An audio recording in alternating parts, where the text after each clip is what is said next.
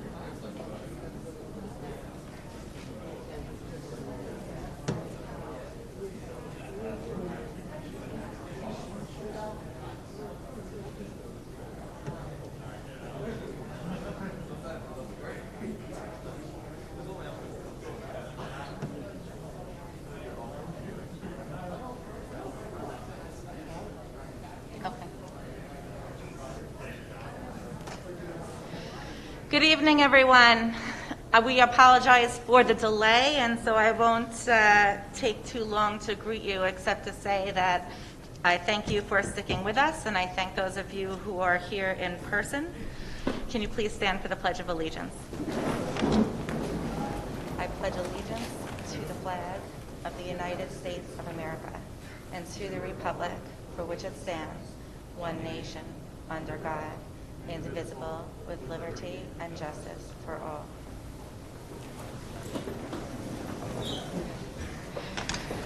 I'm pleased to share with you that Legislator Josh Lafazan is here to bring us some very good news that the district and Legislator Lafazan have worked on together. So, Legislator Lafazan. All right, thank you to President Frankel, Superintendent Rogers, and the school board for inviting me tonight. As a former member of this body, it's never usual being at this podium, but I miss serving on this esteemed body. And to all my constituents who are here tonight, it's great to see you as well. In 2019, I helped secure $3 million to revitalize and reinvent Stillwell Fields. I'm 27 years old. 20 years ago, I began playing on those fields. And it dawned on me, as it dawns on every single child who plays on those fields, that this community with our amazing school district, and quite frankly, with the taxes we pay, deserves a state-of-the-art facility. So I secured the $3 million, and then COVID hits. That project, like all other non-emergency projects in the county, stalled. So in looking for a long-term steward of that project, and in looking for additional funding to bring us that state-of-the-art facility that we deserve, I'm proud to have worked with Tracy Frankel, with the Syosset School Board, and with Dr. Rogers to broker a framework deal to transfer Stillwell Fields to the Syosset School District, and to supplement the $3 million in funding I secured in 2019 with $7.5 million in school district potential funding, making this a $10.5 million intergovernmental collaboration framework deal and delivering Syosset the state-of-the-art complex that we deserve for so many years. So I want to thank you so much for your partnership. And I just have a list because tonight is really exciting for me. 2 years in the making, and I know for many of my constituents who, I received your emails, I know your patience was wearing thin. This is a master plan to bring us to where we need to be. And we're talking about a lot more than just sports. If we look at our grand vision, we're looking for improved parking and reconfigured parking to make egress and exit of Stillwell not a nightmare on Saturday and Sunday like it always is. We're going to look to do a complete 1-mile walking path around Stillwell for our seniors and for other community residents to be able to utilize that property, to have a safe and clean walking path. And as Dr. Rogers pointed out, it's exactly 1 mile. So I'll make sure to get my steps in on the weekends. We're looking at an enclosed dome for indoor sports year-round, giving this district a unique asset that very few school districts have. And for the first time in this school district's history, the ability to play indoor sports all year round, even during inclement weather, even at night, and having that at the property as well. We're looking at new turf infields and turf fields for baseball and soccer. We're looking for reconfiguration to better accommodate lacrosse, as this is a lacrosse town, and they deserve that as well. We're looking for new and accessible bathrooms, so people playing baseball or soccer can use bathroom facilities, and to accommodate all our grandparents who come. And finally, we're looking at security infrastructure, and given that it will be school district property, to secure that property for our students and for our student athletes. I'm so proud to have worked and collaborated with this school district. I want to thank again the school board for your partnership. I want to thank Dr. Rogers for taking 7 calls an hour from me for the past 5 months. He has since changed his cell phone number, and I have to get it from you, Tracy. But at the end of the day, I ran for office as a senior in high school to make a difference for this district, the only place I've ever lived. And I promised myself that if I ever ran for higher office, I would do something with that field as a legacy project. And you've helped not only make that a dream come true, but you'll help make this a legacy project for all of us. So thank you for your partnership. Thank you for your patience. And I'm so excited to get to work. And I just want to mention before Tracy speaks, this is all subject to voter approval on both ends.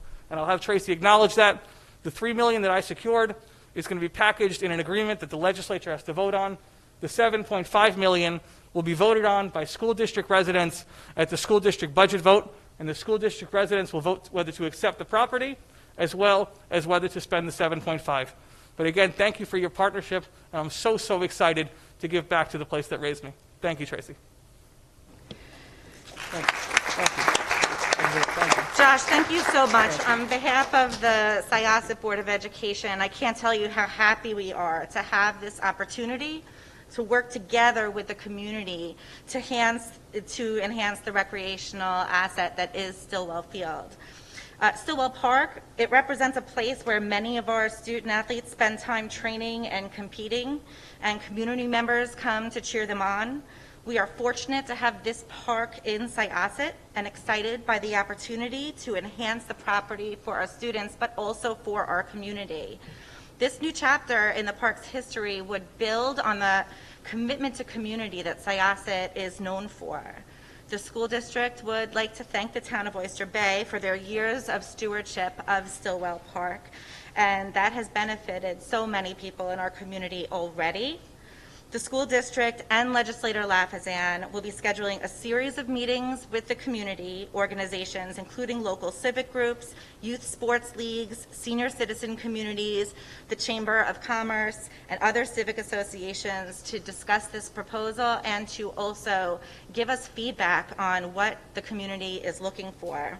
We're looking forward to working together to serve our community's needs as well as our student athletes. And Josh, you mentioned grandparents, and I know my parents are going to be very thrilled they're going to think that you spoke directly to them. My parents have been going to those fields since my kids were small. So have I, as a mom of 2 children who have spent their student careers on that at Stillwell Park. I can tell you that I'm very excited about this project and bringing fields to the community that they frankly deserve. So thank you again for all your hard work. Pleasure. Thank you. Thank you.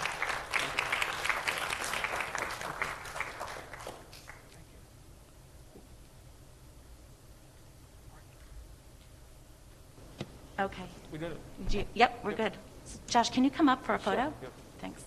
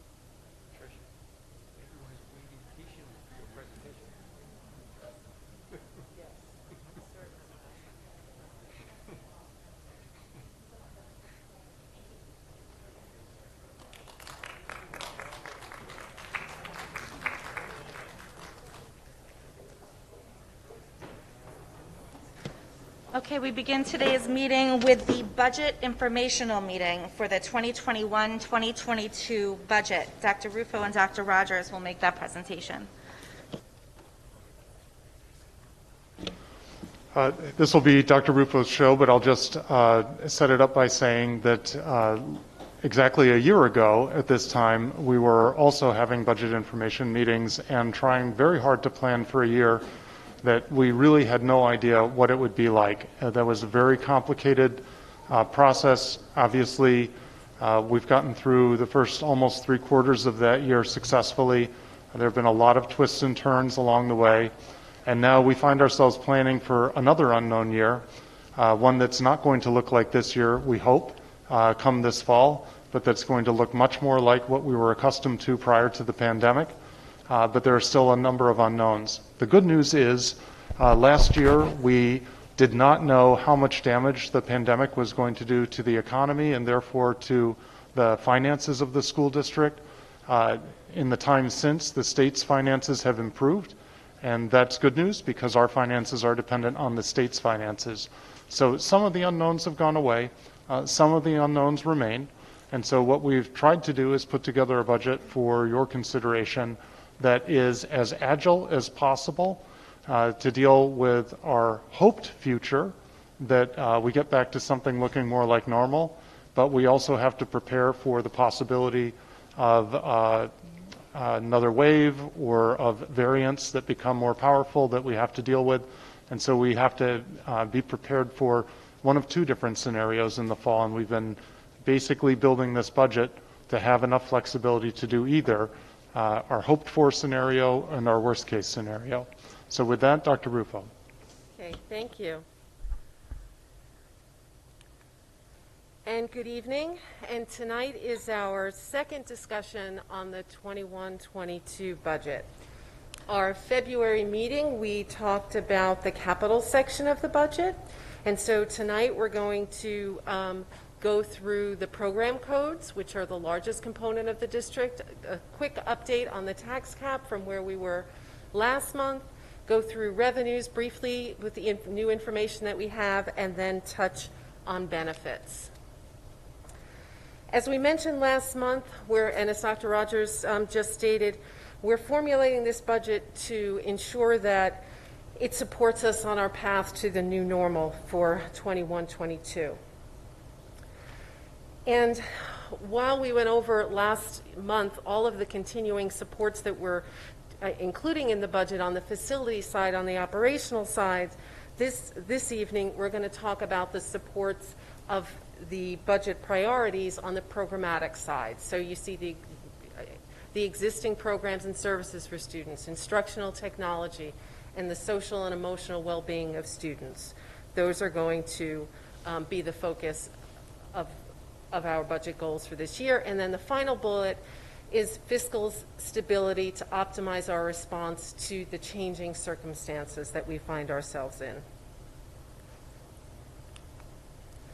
The budget drivers, each year there are numerous factors that impact the budget, whether it's an increase or a decrease, and we went through these, but I just want to reiterate that one of the more substantial changes to the budget is the roll-off of our one-time $2 million general allocation for COVID expense.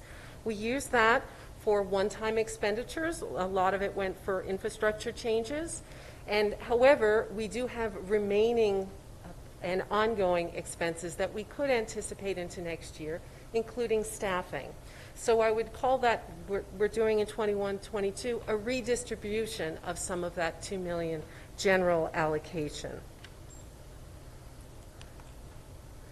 And just very quickly going over the tax cap, the last time I presented, I believe we were at 2.27, and there was a change, third up from the bottom, the coming year exemptions for capital. That is the only number that changed, and that is our debt service expense less building aid, but there are lots of different factors that go into it, potential building aid, prior year building aid adjustments, and some BOCES adjustments, so that just changed modestly, and now our number is at 2.31 is our maximum allowable tax levy, and that is the amount that was submitted to the Office of State Comptroller by the March 1st deadline.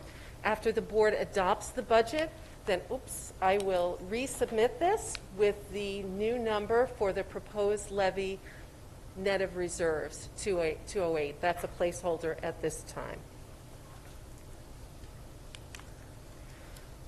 So the program section of the budget accounts for almost 80% of the entire budget, and to the right in that box you see the different components. This slide shows a summary of all of the program components. And overall, you can see, if you look to the bottom, the last line of there, the codes that comprise the program section increased by about 2.9 million, or 2% when compared with the current year. And clearly the district's response to COVID is the overwhelming and predominant reason for the increase. And you can recall, if you look, I think it's the fifth or sixth row up, the potential COVID expense. So you can see we do not have an allocation for 21-22. It's here. Here's the variance, the negative 2 million. And then we'll go through where that was redistributed, if you will, in the other codes as we go through the codes. So forecasting staffing at this time is a challenge. It's a challenge every year because due to annual shifts in enrollment and staffing changes like retirements and other factors. This year we have the additional consideration related to guidance on social distancing as well as virtual instruction. So at this time, given the uncertainty both in terms of the emerging COVID variants as well as the guidance, we're looking at this point to replicate from a budget, just from a financial standpoint, the programs and services that we have in the district this year. And that will enable us to have the most flexibility to adapt to whatever the uncertainties, that exist and to those things that we are not aware of yet. The first code of the program area is called the instructional code, or teaching. It provides for the district's instructional program. And just to go over very briefly, if you look at this slide, if you look to the right, that's our FTE changes and projections for next year. We have then 3 years of actual expenditures, and then all the way to the left, it's the 21-22, and then the percent and the change and the dollar change.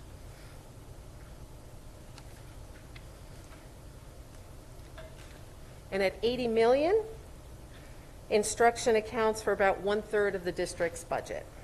And recorded in this code are all of the salaries for teachers, classroom teachers, special teachers, costs for classroom materials, textbooks, and the purchase of instructional related equipment. And you can see at the bottom, there's a 2.7 million or 3.5% increase. And that is primarily due to staffing to enable social distancing of 6 feet and to accommodate virtual instruction. If you look at the the fifth line down right here, you can see substitutes 140 and see that that's a $2.8 million variance. And that, again, is related to maintaining social distance and hiring of our co-pilot teachers. If you look 2 rows above that, you can look at the tutor line and see that there's a decline. So there's an offset to the increase in co-pilots, and in fact, many of our tutors actually became co-pilots. Another line where we see a variance, a substantial variance, is monitors. You can see that code is up by about $322,000 or 35%. And we increased the use of our monitors both for our breakfast and lunch delivery program and from K to 8 as the students were eating in their classrooms. And we also had additional supervision in the hallways and during recess to make sure social distancing was being maintained and other district safety protocols. Other factors in this code are contractual salary increases.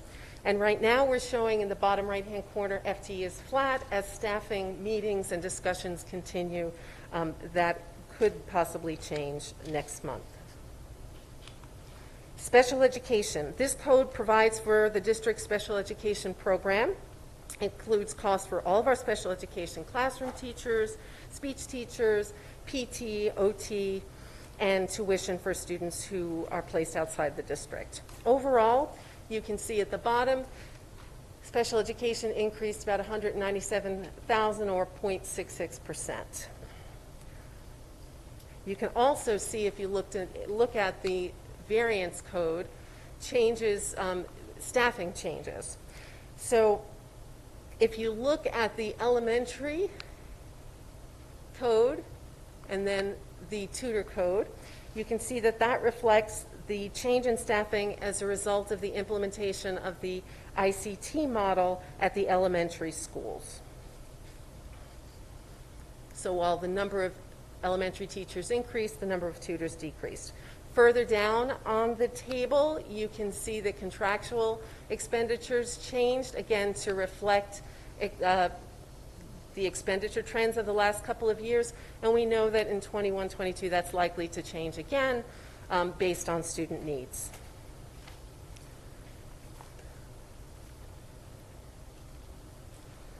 Summer school. Summer school typically, each year we have enrichment classes and remedial classes. And in the last 3 years, looking to the right, the bottom of each column, you can see that expenditures varied from about $350,000 to actually $400,000 in this past summer. If you look at the second line down from the top, you'll see that there's a placeholder for about $400,000.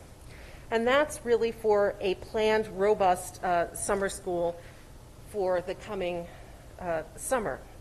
This may include academic, remediation, as well as enrichment classes. Discussions regarding the structure of summer school are ongoing, and then a little bit later when I talk about revenue, I'm going to just alert you to potential sources for funding on the federal level for summer school.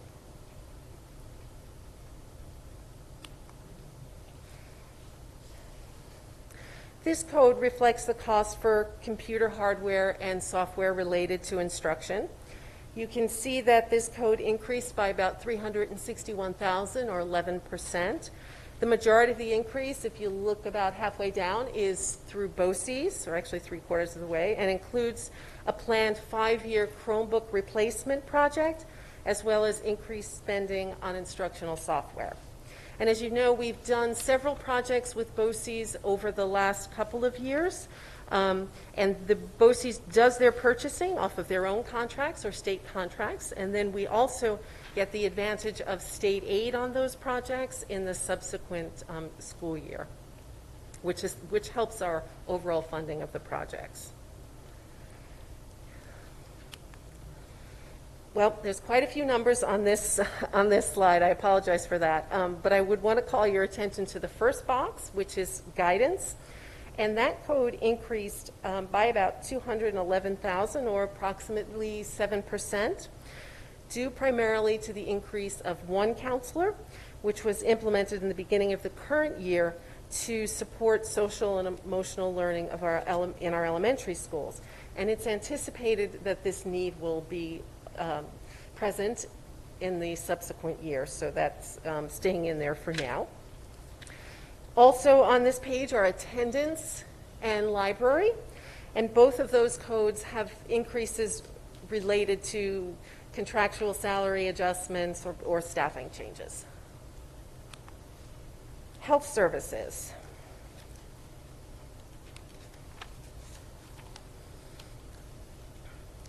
Well, health services, you can see, not surprisingly, had some adjustments. This code includes salaries for our nurses, our employed nurses, and our contracted nurses. We also have nurses in all of our schools, as well as private schools within the district. For 21-22, we're projecting an increase of about 322,000, or 22%. This increase really reflects changes made in the current school year as a result of the pandemic. You can see that the budget reflects in that third column additional staff hours for both the in-house and contracted nurses to manage COVID-related services such as contact tracing, temperature taking, and support for identified cases. And these services are obviously in addition to all of the typical issues that nurses handle on a regular basis. These are our psychologist and social worker codes. I would direct your attention to the bottom box for social worker. On the right-hand side, you can see that we have a placeholder in for an additional social worker. We anticipate that as we all come out of this very difficult year, that we want to be in a position to provide our students with additional support that they may need.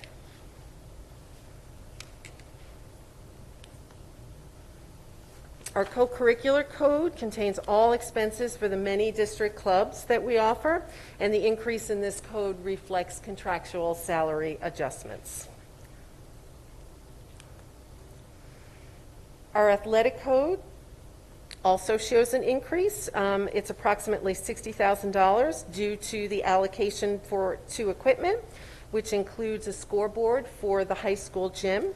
We also have an increase in contracted services due to an allocation that we've added for the live streaming of games, and then additional sanitizing of equipment is also a contractual service.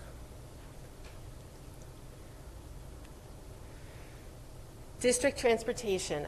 We have transportation code. These transportation codes, the first box includes district transportation, which is essentially our staff that interacts with our contracted transportation, which is the second section there. Contracted transportation has a projected increase of $371,000, or 3.6%. It's partially attributable to a contract rate increase. That is the May CPI. I think we have about 1.5%. We also have increases this year as a result of our low-density routing. And we've been able to accommodate our low-density routing as many parents are choosing to drive their children to school. So at this point, we're also taking a look at some other districts, local districts that are transporting to a seat or just resuming regular transportation, just to monitor their situations closely, and these experiences might inform our decisions on how to move forward with transportation. Benefits. We have an increase of about 1.4 million in benefits. And typically, when I present the budget in the three-part component, we break out the benefits among the three components, but it's, I think, useful to look at them all together. The most significant increases are in pension contributions. Those two for ERS and TRS represent about 975,000. And those two are the main drivers of increases in benefits for next year. And as in previous years, we plan to use some of our reserves. On the right-hand side are the audited financial statements from 2020 showing the reserve balances. And on the left are the areas and the budget areas that we intend to support with those reserves for 22.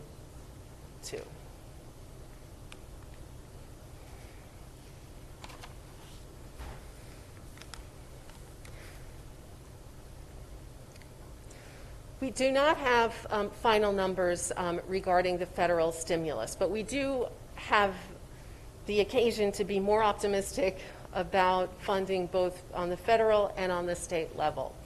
So while we don't have a specific amount, we believe the funding will be based on the amount of Title I funding. And I don't believe it's in terms of the dollar amount, but in the proportion. 20% of funds to districts must be used to address learning loss, and that's where we anticipate that we could use this money for our summer, our more enhanced summer program.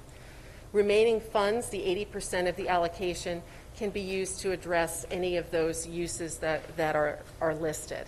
And again, we've heard that this funding will be available or allocated over multiple years, but do not have a lot of details on that yet.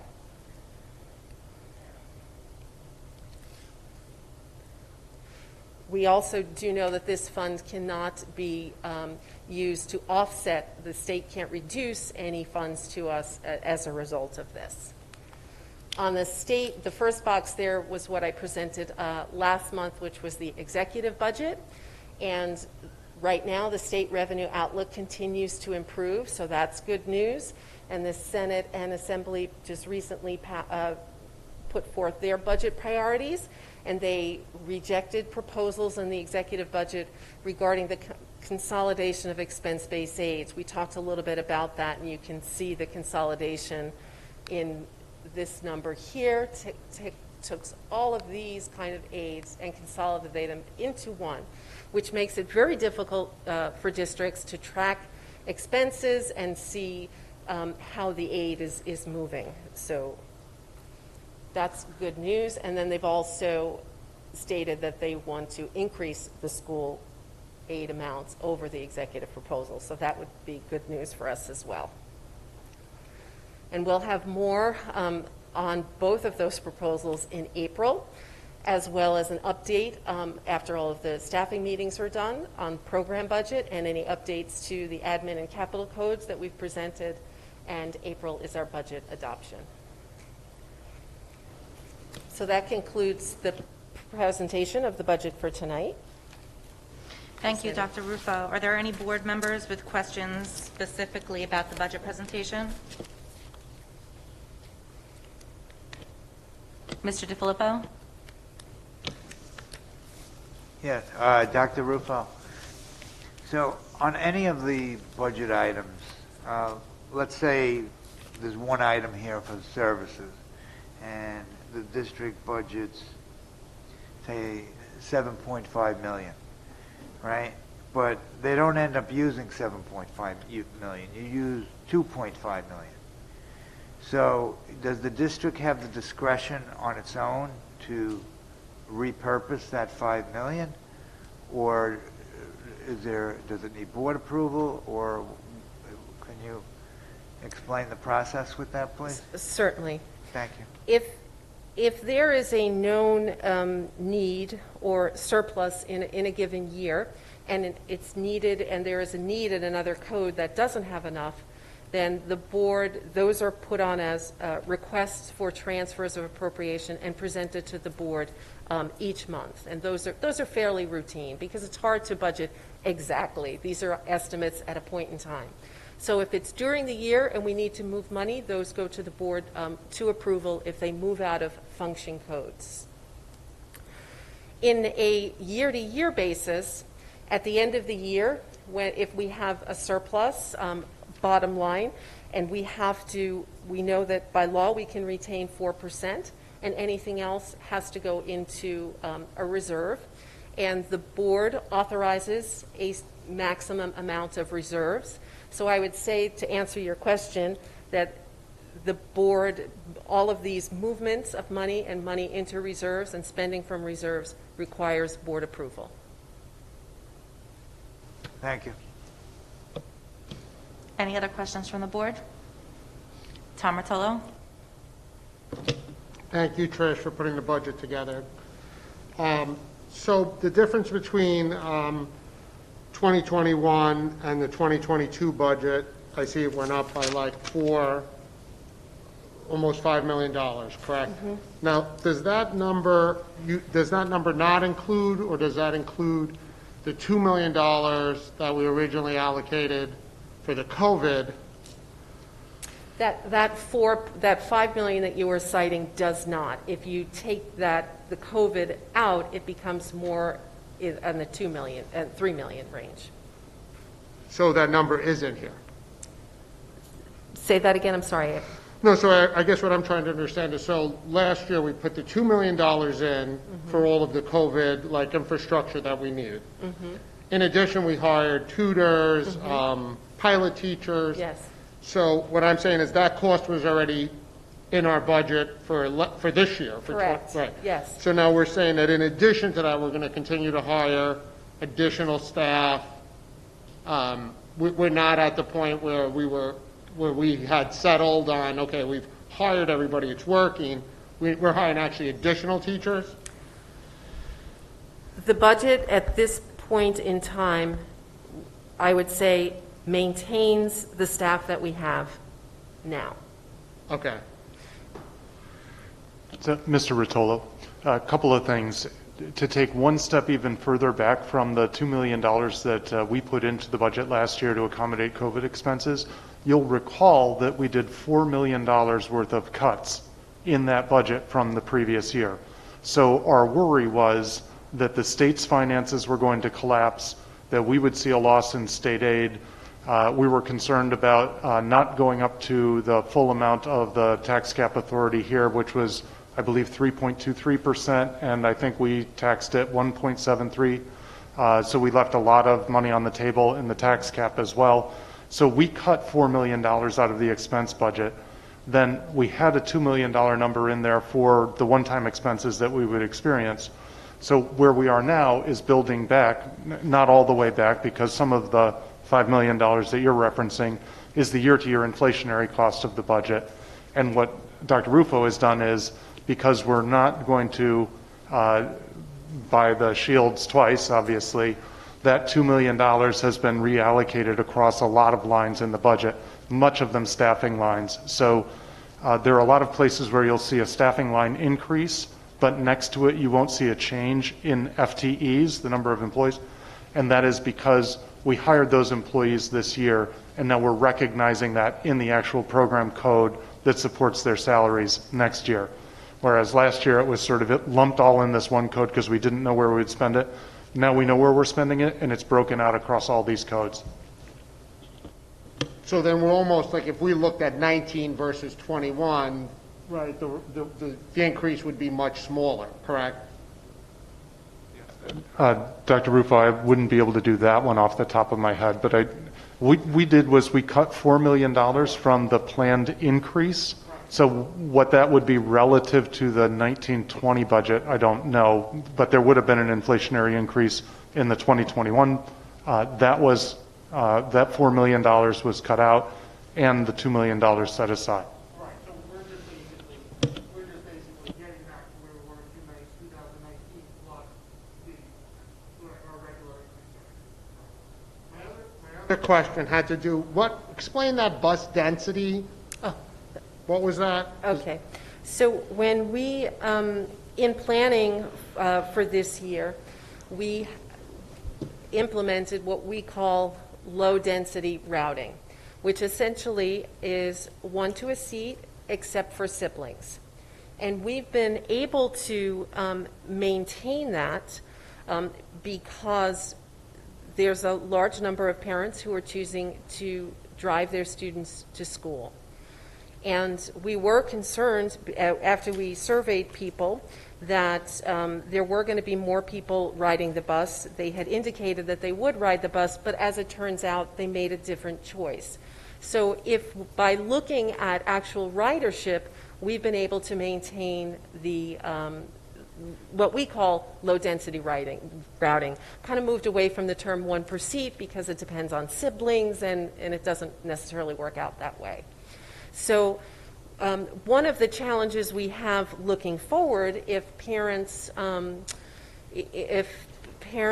put their students on the bus and we have the same number of students riding the bus, we'll have higher density unless you can get more buses, but we can't double the number of buses. I mean, there's a finite resource of buses.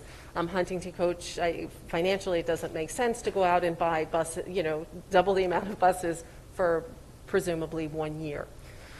So that's what that's why we're looking at some other districts that are, I would say, transporting. I'm going to say normally, but not really monitoring 1 to a seat or siblings and routing 2 kids to a seat from different families and looking to see how that's working out. I just have 2 more questions. Sorry for all the questions.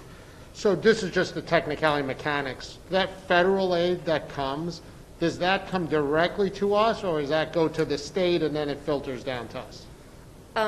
It goes, well, typically all money flows through the state. So Okay. that's the way I imagine that money will flow as And then well. my other Dr. Rogers, did you want to? I'll jump in on that as Yep. well.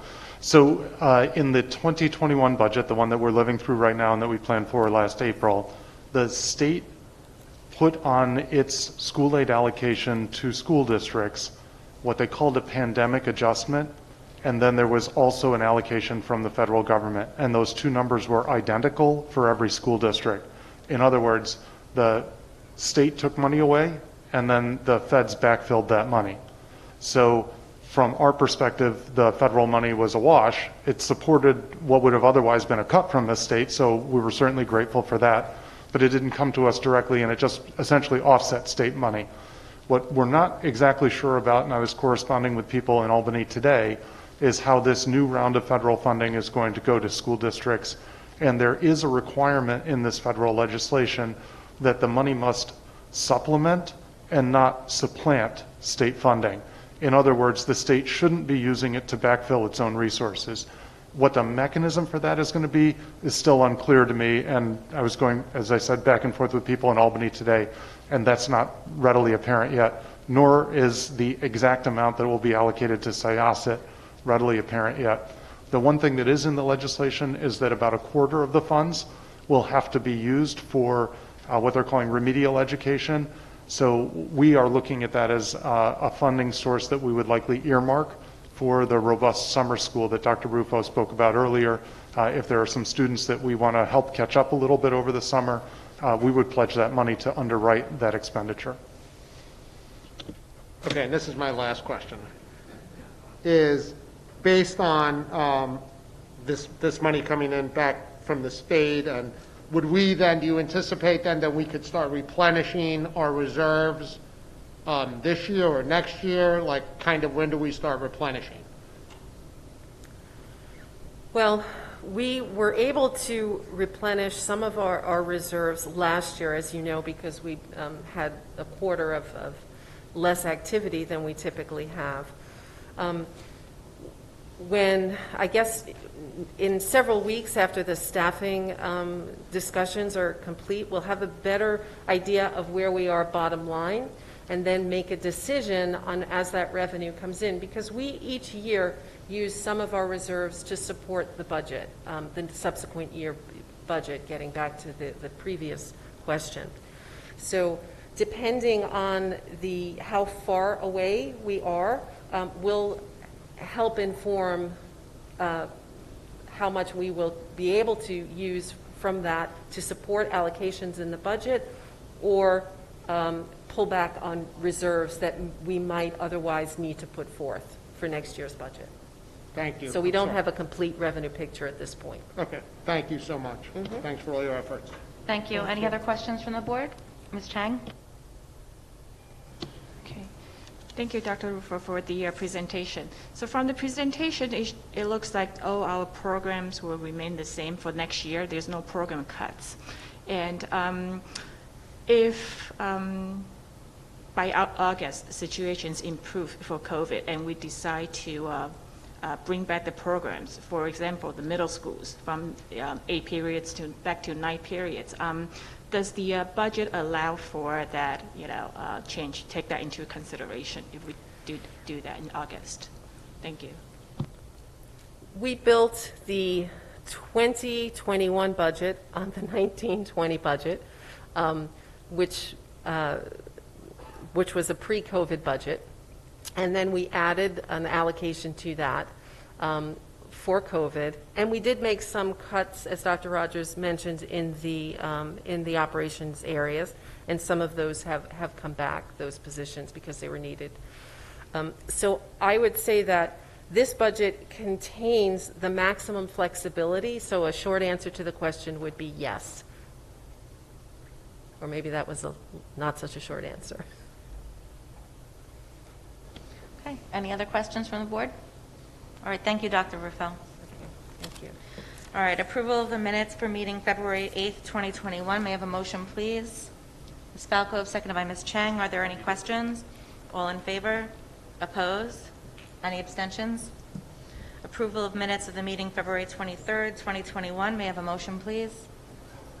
Mr. Gershon, seconded by Mr. Feldman. Are there any questions? All in favor? Opposed? Any abstentions? Dr. Rufo, the treasurer's report. Yes.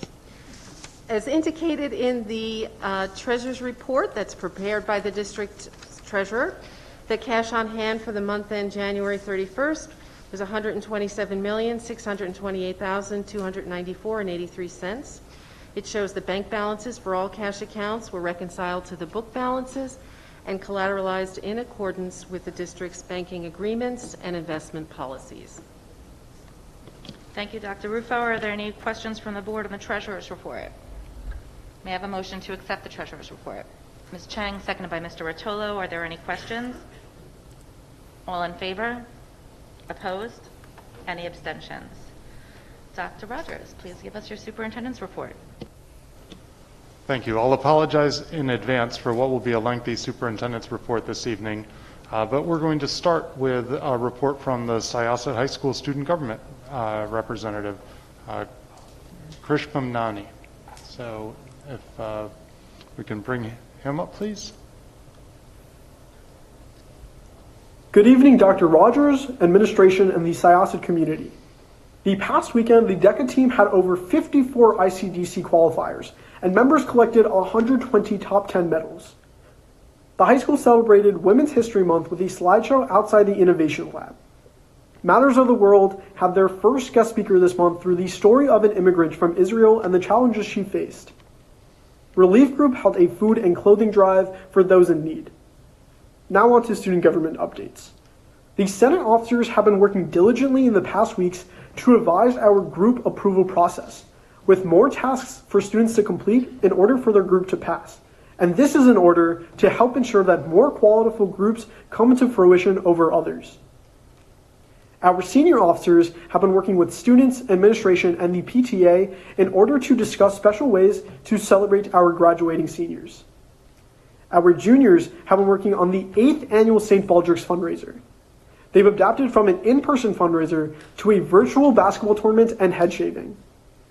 Our freshman class have been working on a virtual fundraiser as well for cystic fibrosis, a fundraiser that we've been working with over 20 years now. Students and advisors are attending the Second Long Island Regional Student Forum through Boise on March 26th to further discussions on social justice, social emotional health, and remote hybrid learning. Now moving on to our committees. The Students Combat Corona Committee is devising a survey to help teachers and administration know how students feel about the current hybrid learning environment. Additionally, with Teacher Appreciation Week approaching, the committee has come up with celebrating our wonderful teachers at Syosset with a decorated wall at the high school. The Students Advertising Committee has been working on equipping monitors in hallways to advertise school and student government events in the future. The Student Advisory Committee has continuously been working on the Courtyard project to make our courtyards look up to date for coming years. Syosset for Senior Citizens held a walkathon to raise money for letter writing to local nursing homes. Those are all the updates for now. Thank you for your time.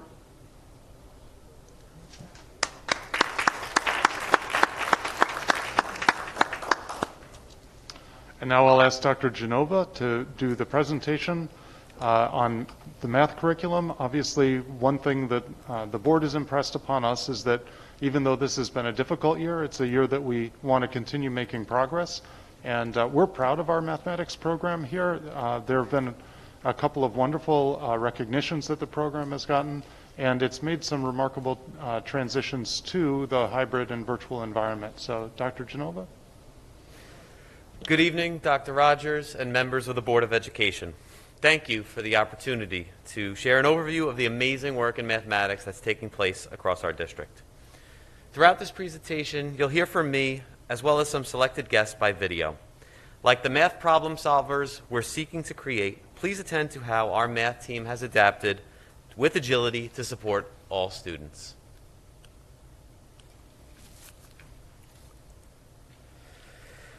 The past year in mathematics has been an evolving challenge that has required us to draw deep from our patience, our resources, and our expertise.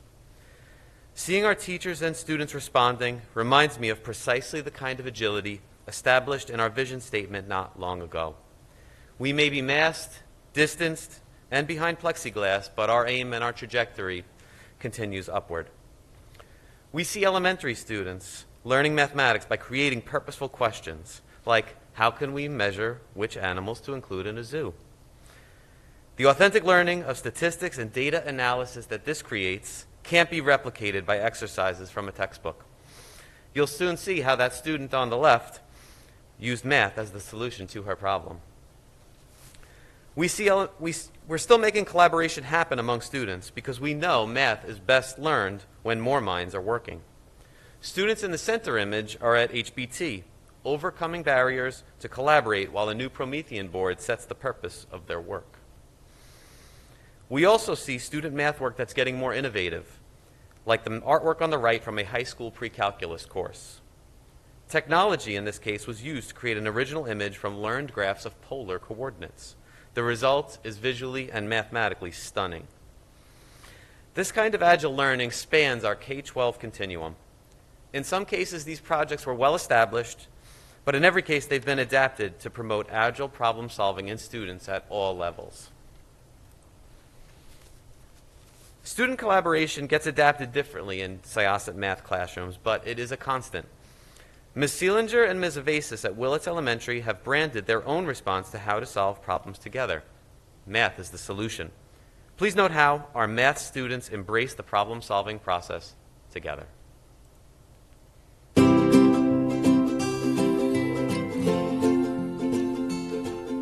Second graders at Willits have been engaging in a true, authentic, project-based learning activity where they are making a zoo for the first graders. Throughout this experience, the students have been taking agency of their learning, choosing the direction of the project, and have been working collaboratively to use both their critical thinking and problem-solving skills. The students have encountered numerous and intentional speed bumps throughout this process. However, they consistently utilized a growth mindset to find solutions to their problems. Watch second graders along their mathematical journey. From the aha moment to the question writing and even to the collecting and analyzing of data, you'll see it all. Enjoy! We need to figure out what the animals to put in the zoo. But it's not up to us to decide what animals to put up in the zoo. It's our consumers, the first graders. Hi, my name is Arav, and I've been wondering, what is your favorite animal from the zoo? Do you like pandas, penguins, or snow leopards? Please only choose one answer. Bye. The glowing in the dark eye.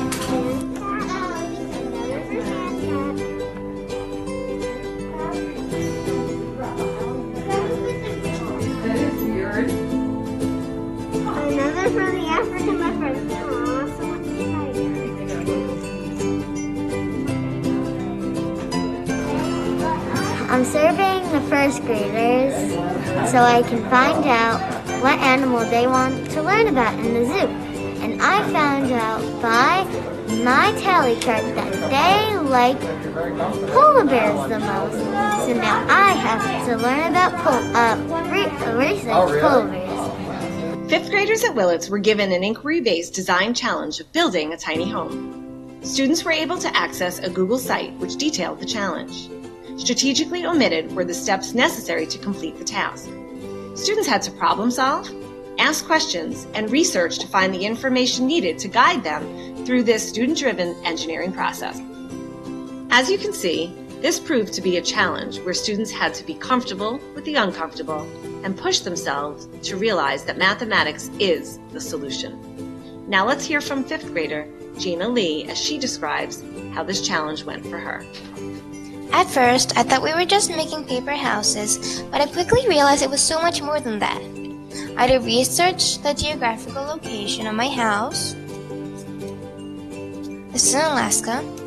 We also had to design and plan the layout, build the furniture, and figure out how to calculate the area and perimeter of the house and all of its contents.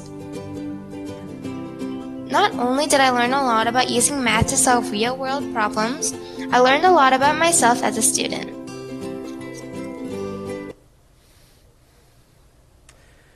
We're continuously working to make Syosset Math more dynamic, more powerful, and more collaborative for students. Social distancing guidelines have put physical space and material between us, so we found ways to close that distance with technology and inventiveness. Middle school students on the left are collaborating both in person and with students in a neighboring classroom using Google Meet's breakout rooms. The teacher stages the directions and prepares the technology, linking the classroom groups together. On the right, you see high school students in our computer lab at workstations. They are learning with one another in the classroom while connected to hybrid and virtual students with Google Meet running on the smartboard. While it's been impractical to group, we've adapted and iterated our approach to create the next best thing in math. I'd like to share with you the voices of two of our venerated teachers, Mr. Falco and Ms. Lindsay, who teach 8th graders math at Southwoods Middle School. They're going to highlight how they've advanced and adapted, how students are developing as agile problem solvers, and what new strategies they've incorporated to assess math learning. We've never seen math work like what you'll see at the end before.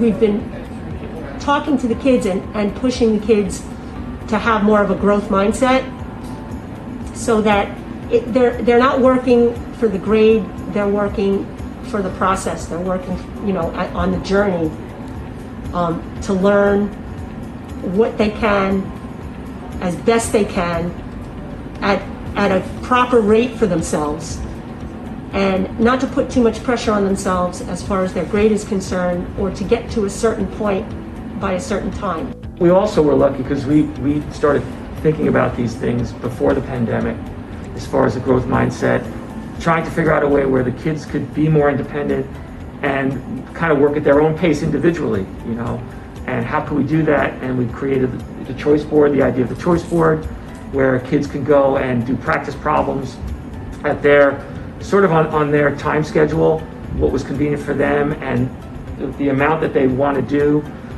that was and right things for like them. that. We use the Google Slides and the Pear Deck, and I would spend maybe only 2 or 3 slides explaining the process, what to do, and literally 20 minutes to 25 minutes would be them doing a Pear Deck, and then I would be able to, if I could get the Bluetooth working, I would be able to stand kind of in the back of the classroom or walk around and look at each kid's work, and I would also be able to put the work up on the board and scroll down so that students could see what other students were doing. But when we do give a traditional test or quiz, they're still able to do corrections, as we've been doing for years, but instead of taking the entire test and doing corrections, we ask them to choose 2 problems that they got wrong and talk about it on a flip grid. They need to explain why they did the problem wrong in the first place, and then they need to explain how to do it correctly. The problem that I found the most difficult, but also the most interesting, was number 10, because there's a lot of steps. So the first thing you're going to want to do is see that one of the roots is 2. So you're going to want to do what you do in the T-chart, but backwards. So you have x equals 2, and you're going to subtract 2 to both sides. Now you have one of your bubbles, x minus 2. Because I didn't know the answer, so I just guessed. But the reason that it should be C is because you get 4x squared. I have no here. You get 4x squared equals 100. So you subtract 100 from both sides. Then you get 4x squared minus 100 equals 0. Then you are going to find the GCF. Then you'll be left with 4. So as I hope you see, our math team has doubled down on existing strategies that would transfer well to the modes we find ourselves in, and continue to adapt and collaborate to find ways to fairly and flexibly assess student learning. We've been thinking a lot together about how students could show us what they learned in ways that can't be solved by Google or an app. This kind of assessment ensures our students are thinking deeply about math and provides the added benefit of requiring originality. Our newest strategies have students demonstrating their thinking in ways that are open-ended and authentic to both learning standards and, in some cases, their individual preference.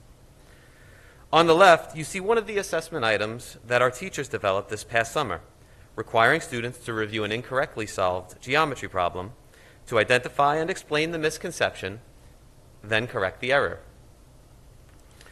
On the right is the teacher view of Delta Math, a computer program that emerged during the closure. Secondary students practice their math with individualized assignments, allowing our teachers to assess the same content with varied items. To the left here is a choice board you heard about in the last video clip. Students are given the choice to complete any 3 of the tasks from the 9 listed, provided they make a tic-tac-toe. This ensures all students are performing math work that has consistent quality, addresses the same standards, and in similar quantity. The task on the right was developed to put kids in the position of assessors. Students get the pleasure of using the teacher's red pen and are challenged to rate math work samples by thinking hard about what's presented. The conversations and new learning that results clears barriers that might emerge when solving problems forwards. We're pivoting to these strategies out of necessity, and it's exciting to see that we can have quality math thinking alongside reliable assessments. This work continues. We've transitioned math supplements to more versatile form where we could, and where we could not, we've made strategic choices for new resources. Our elementary students are now accessing the popular digital math tool IXL. ST Math has continued to provide students with conceptual problem solving that they can do anywhere from their Chromebooks.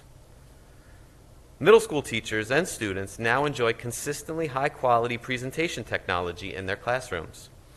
These precision instruments help our math work stay crisp and give teachers a much-appreciated uniformity. To preserve the extracurricular math activities and contests that we know students enjoy, we've continued to participate in events like the Kid Oyo Competitive Hackathon. We also have middle and high school students progressing through the Math Association of America's contest circuit that we were able to provide virtually. In mathematics, we've managed to maintain our high level of student supports throughout the closure and transition them to the in-person, hybrid, and virtual classrooms. Despite everything we have sacrificed, our math and special education teachers have teamed up to expand our ICT program in mathematics at the high school. We can say this year that we offer consistent programmatic support in mathematics through Algebra 2, where students satisfy the requirement for an Advanced Regents diploma. At the high school, all students are supported synchronously during multiple periods throughout the school day in our Math Assist program. This supplements the large volume of individual extra help our teachers provide both virtually and in person. From helping students who need our support, to growing learners' meeting standards, to challenging those excelling beyond our expectations, we are focused, but not finished. We have much to be grateful for and much to celebrate. The last time I presented, we recognized a New York State master teacher in mathematics. One of the recent accolades the district earned in mathematics was for having female diversity in our AP Computer Science Principles course. This course, that is only 5 years old at Syosset, earned recognition for having progressed to contain 50% female participants. We should also recognize that these students scored better than the regional comparison group. Virtual students are engaging in mathematics deeply and authentically too. The image on the right is the expanded view of an aircraft that a virtual student is using for his research project. This learner is examining the ideal properties of tandem wing aircraft. When I interact with this student, it's awe-inspiring to listen as he explains what he's tested and what he plans to do next, sharing a screen with his teacher and I to review the results. During a global crisis, we've made incremental and measurable progress in the culture and climate of mathematics at Syosset. I think that what we've done together during the last 12 months in mathematics has been nothing short of admirable. I'm appreciative for the opportunity to provide an overview of the fine work taking place across our district in math. We are grateful for the continued support in many forms that allow us to continue to adapt with the agility you saw tonight. Thank you.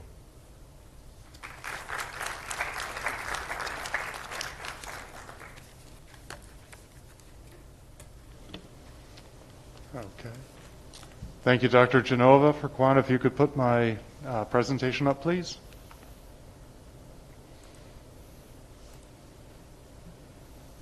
And do you have a remote that I can use to advance the presentation? Great. Thanks so much.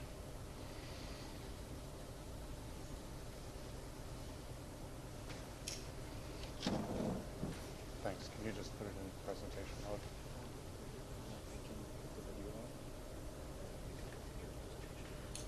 Okay. All right. We're going to play a short video for you.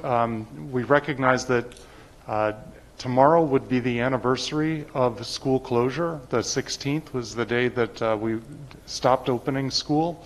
So we have a 3-minute retrospective on what has happened since.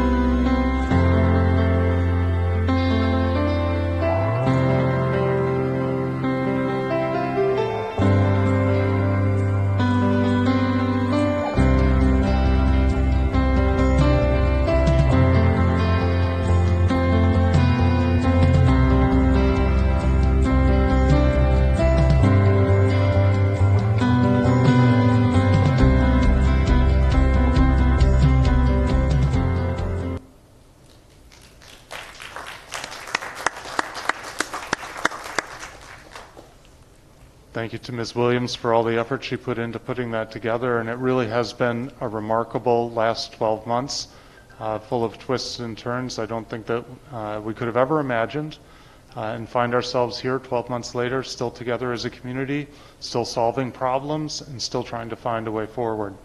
So it's been a long night already, and we got a late start, and I apologize for that again.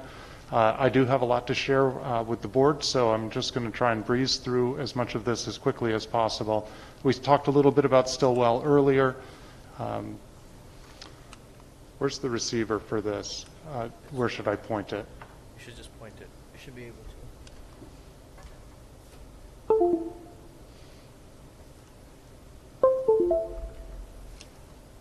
Go ahead. You could try, Doc.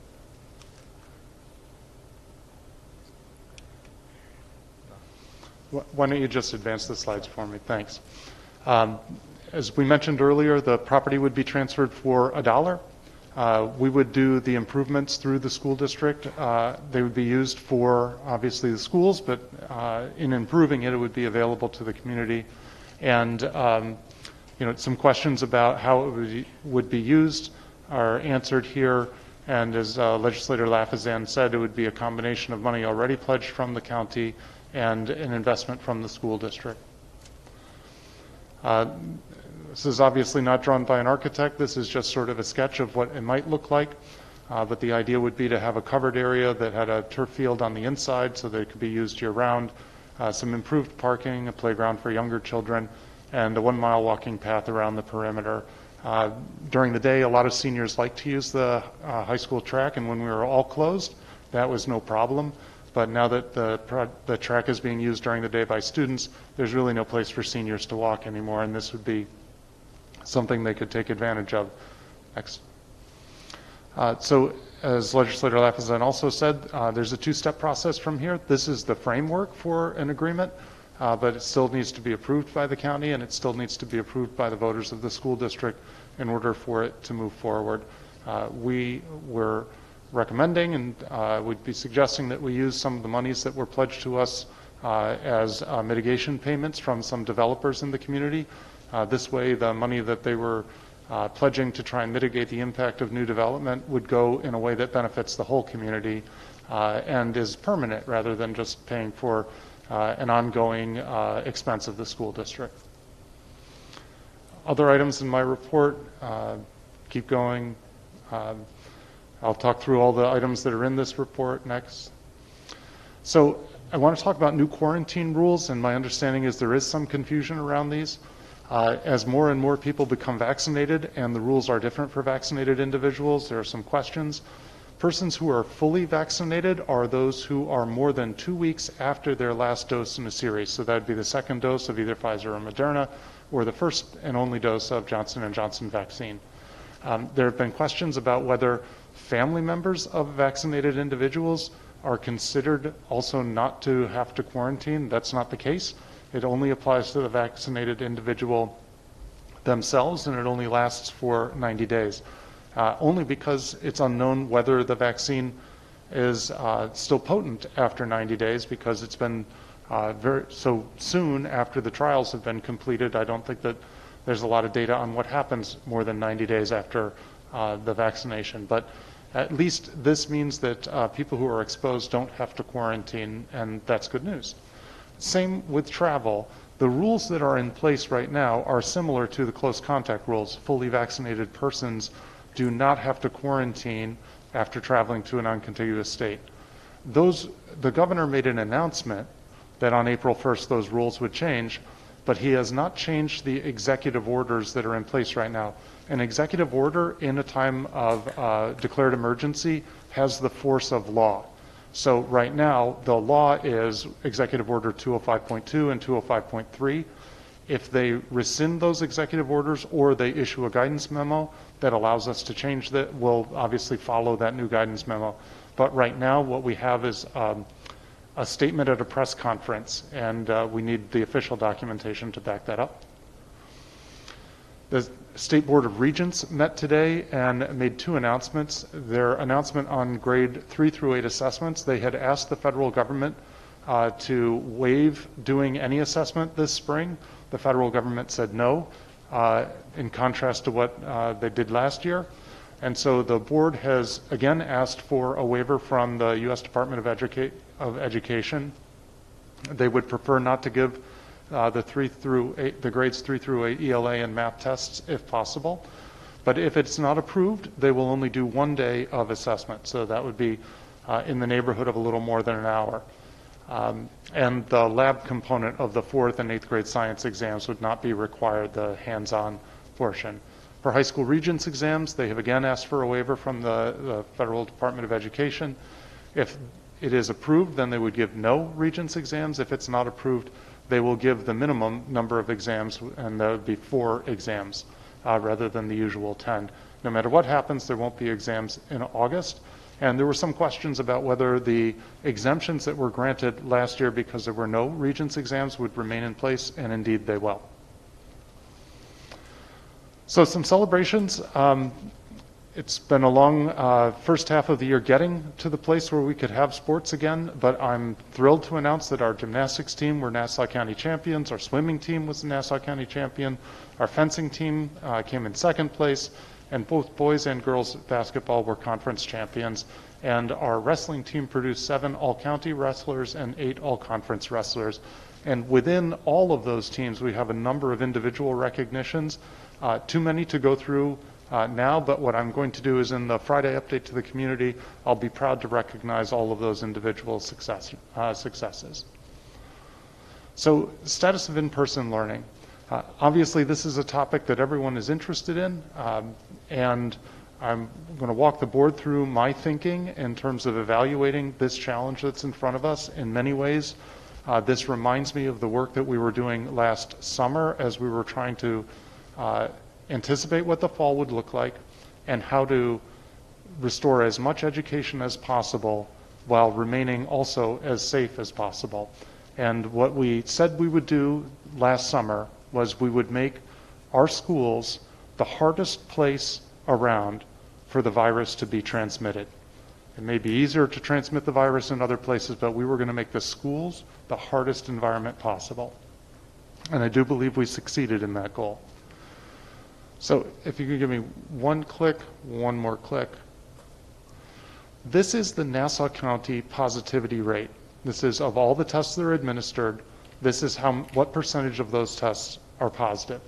It is right around 4.5% right now. It got down as low as 4%. Obviously, we had the peak in the middle of winter right after the New Year break, and it has been falling since that peak, but it has stopped falling and it has started to go back up again. This is a worrisome trend. First of all, it's well above where the yellow zone line was from earlier in the year. And second of all, we don't have an explanation for why it stopped falling. The weather is getting better, more people are getting vaccinated, and the travel from February, we did not see a surge after the February travel. So all indications for the things that should be driving the positivity rate down look good, except that the positivity rate is not getting better. It's started to reverse and get worse. So that's a worrisome trend, and I can only think of 2 hypotheses that could explain it. One, people are taking a lot more risks than they had done before, and as a result of those risks, we're seeing the positivity rate go up. I see a little bit of evidence of support for that in the contact tracing investigations that we perform when we learn of a member of our learning community that's positive. Obviously, I can't speak for the county as a whole, but we are seeing a little bit more risk-taking, and I suspect that that may be part of it.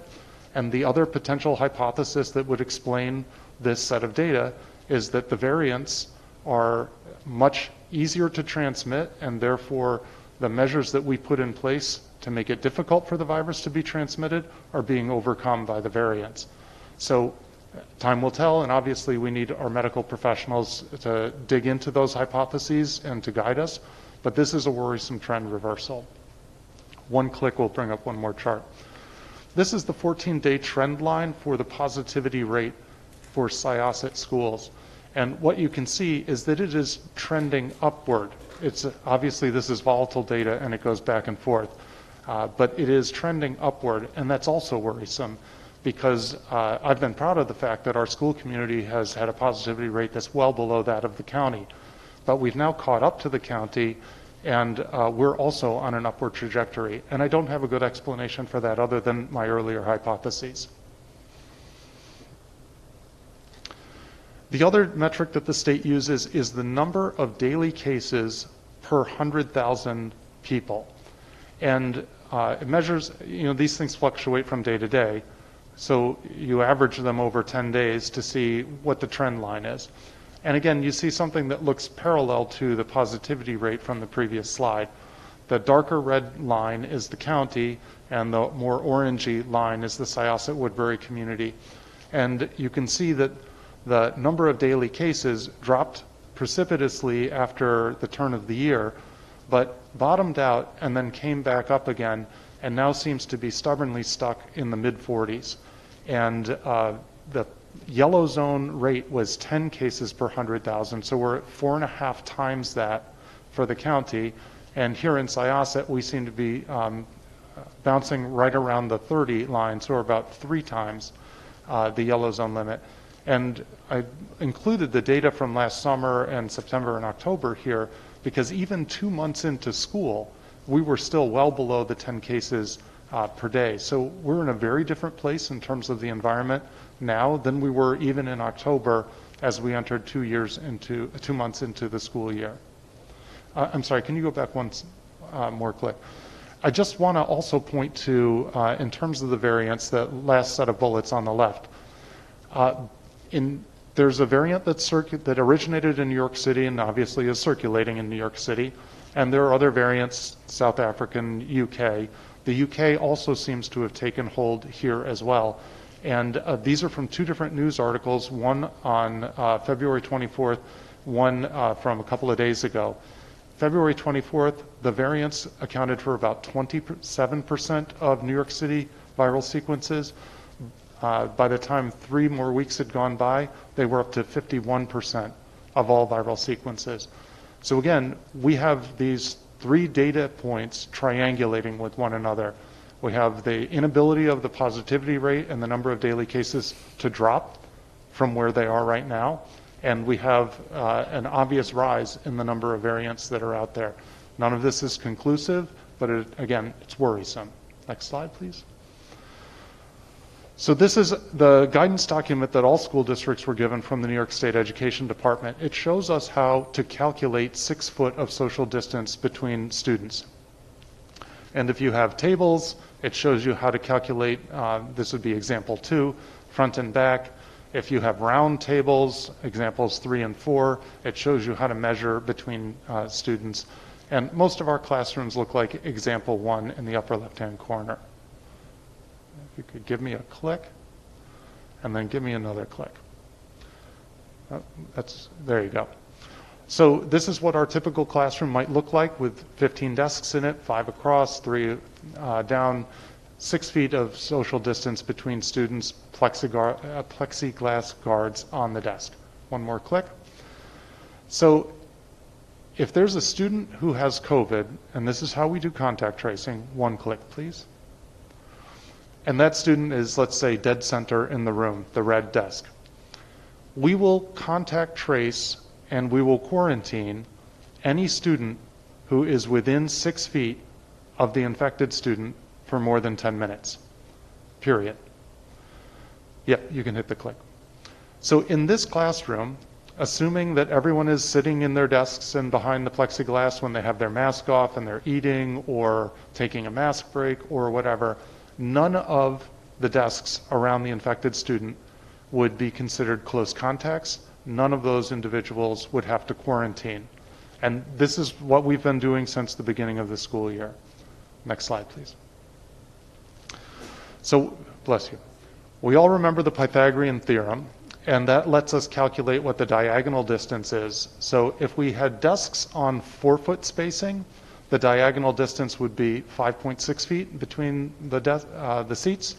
And if we had desks on 3 feet of spacing, it would be 4.2 feet. All of those are less than 6 feet. So in the same example where we have a student with COVID-19 in the middle of, 1 click please, in the middle of the room, we would identify 8 close contacts to that student. 1 more click please. Everyone around the student. And in this classroom, it would be more than half of the students would be removed, and they would have to go into quarantine. So when students are in quarantine, obviously they don't come to school, but they're also not allowed to participate in sports. And if there was a large quarantine event while we were doing some sort of a district event like a prom or something like that, or whatever the successor to prom turns out to be, those students would not be able to participate. And because of the distancing, large numbers of kids will be quarantined with every event.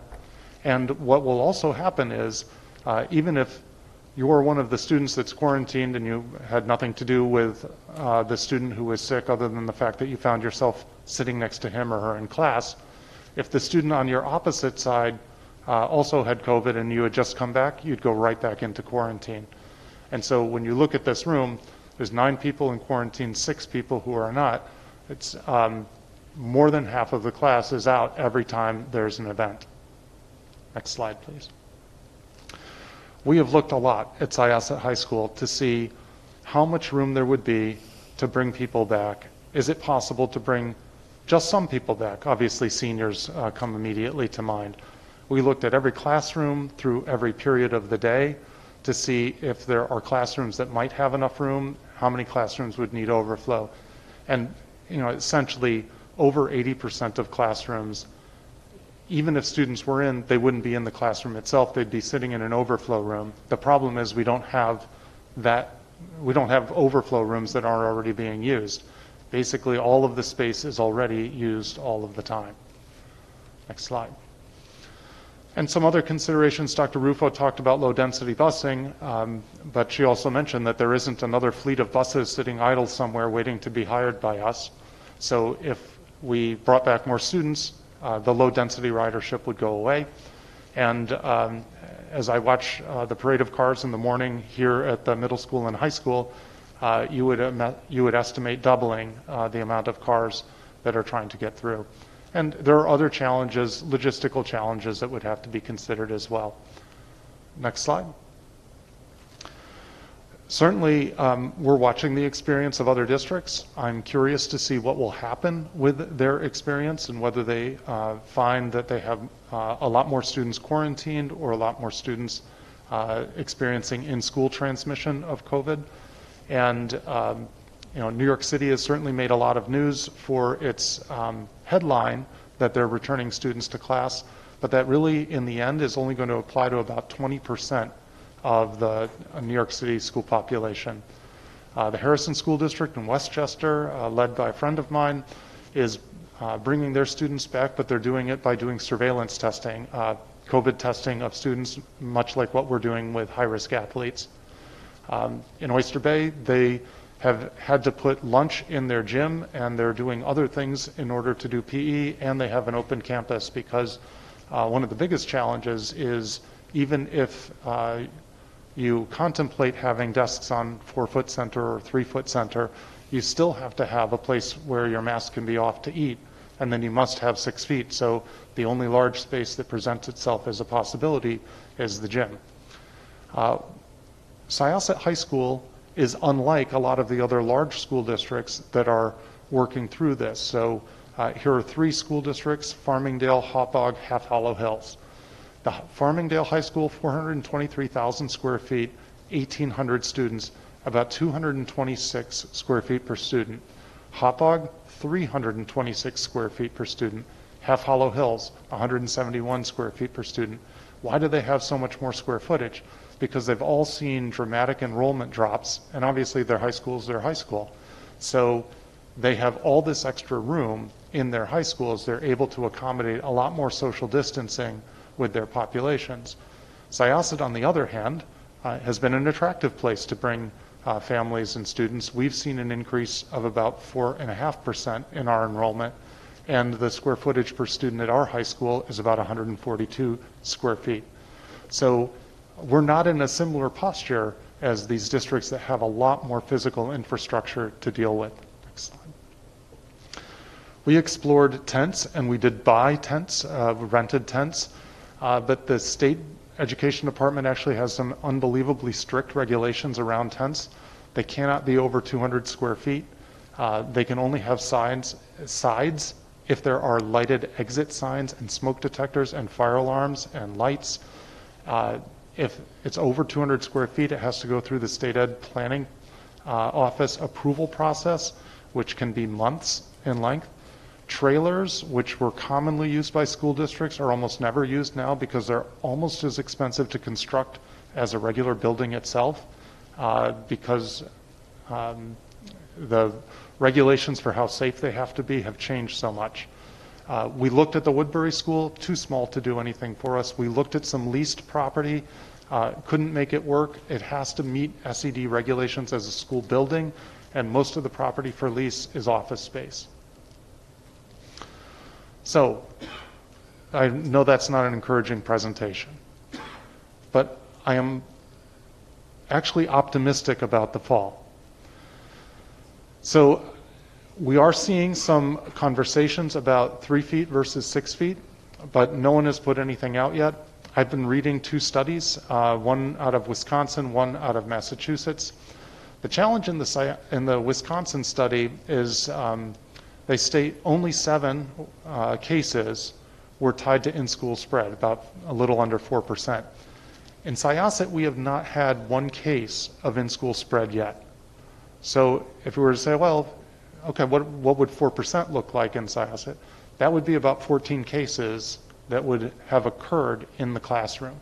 So we're at 0, and that would be 14. In the Massachusetts study, Massachusetts regulations are different from New York, and some districts have 3 feet of spacing, some districts have 6. So this study sought to compare those 2 sets of districts. And it's a good study. Some of the limitations on the study were it is a correlational study, not a causal study. What does that mean? It can't tell whether the amount of COVID is the result of in-school transmission or not. It just says that the positivity rate in the school does not differ much from the positivity rate in the community. So when we talk about a correlational study, the best example I've ever heard is hospitals are full of sick people, so hospitals must make people sick. And it's not true. There is a correlation. There are a lot of sick people in hospitals, but there's not causation. The hospital doesn't cause them to become sick. So that's not a flaw of the study. It doesn't intend to be a causal study. It intends to be a correlational study, but clearly more research needs to be done. In Albany, every year when they go through the budget process, all of the agency commissioners are required to come and testify before the legislature at budget hearings. The health commissioner, Dr. Howard Zucker, at his budget testimony on February 25th said, there is discussion on 3 feet if there will be barriers. And then later he said that they were going to issue their decision the following week. So obviously that was 3 weeks ago, and they still have not issued it. So that leads me to wonder why. And I can think of 2 reasons why they might not have issued that when they said they were going to. Either it's too risky and they decided to walk away from what they were talking about, or it's too soon and they believe it, but they're not ready to do it yet. And then similarly, Dr. Fauci over the weekend said the CDC wants to accumulate data. When the data shows that we can do 3 feet, we'll act accordingly. But Dr. Fauci yesterday said, you don't want to spike the ball on the 5-yard line. We're not in the end zone yet. So it does sound like there's an awful lot of activity looking at 3 feet and whether it would be safe. But no one, at least not in New York and not the CDC, has yet been comfortable saying, okay, let's move ahead with that. Next slide. In fact, if you were to look at the current CDC regulations, they would recommend that we have entirely hybrid learning at the high school right now by their guidance. Next. But why am I optimistic? Here's why. First of all, I'm kind of startled at how quickly Nassau County residents are getting vaccinated. We're up to 27% of Nassau residents have at least 1 dose. 15.4% are fully vaccinated. And that's been moving quickly, and I'm seeing more sites opening up, and I'm hopeful that that means we'll move even faster. The president said we'll have enough for every adult in America by May. So if we are able to vaccinate every adult, and 16-year-olds are eligible to receive the Pfizer vaccine, it's been approved for 16 and 17-year-olds, then presumably once we get through the adults, we'll start vaccinating 16 and 17-year-olds.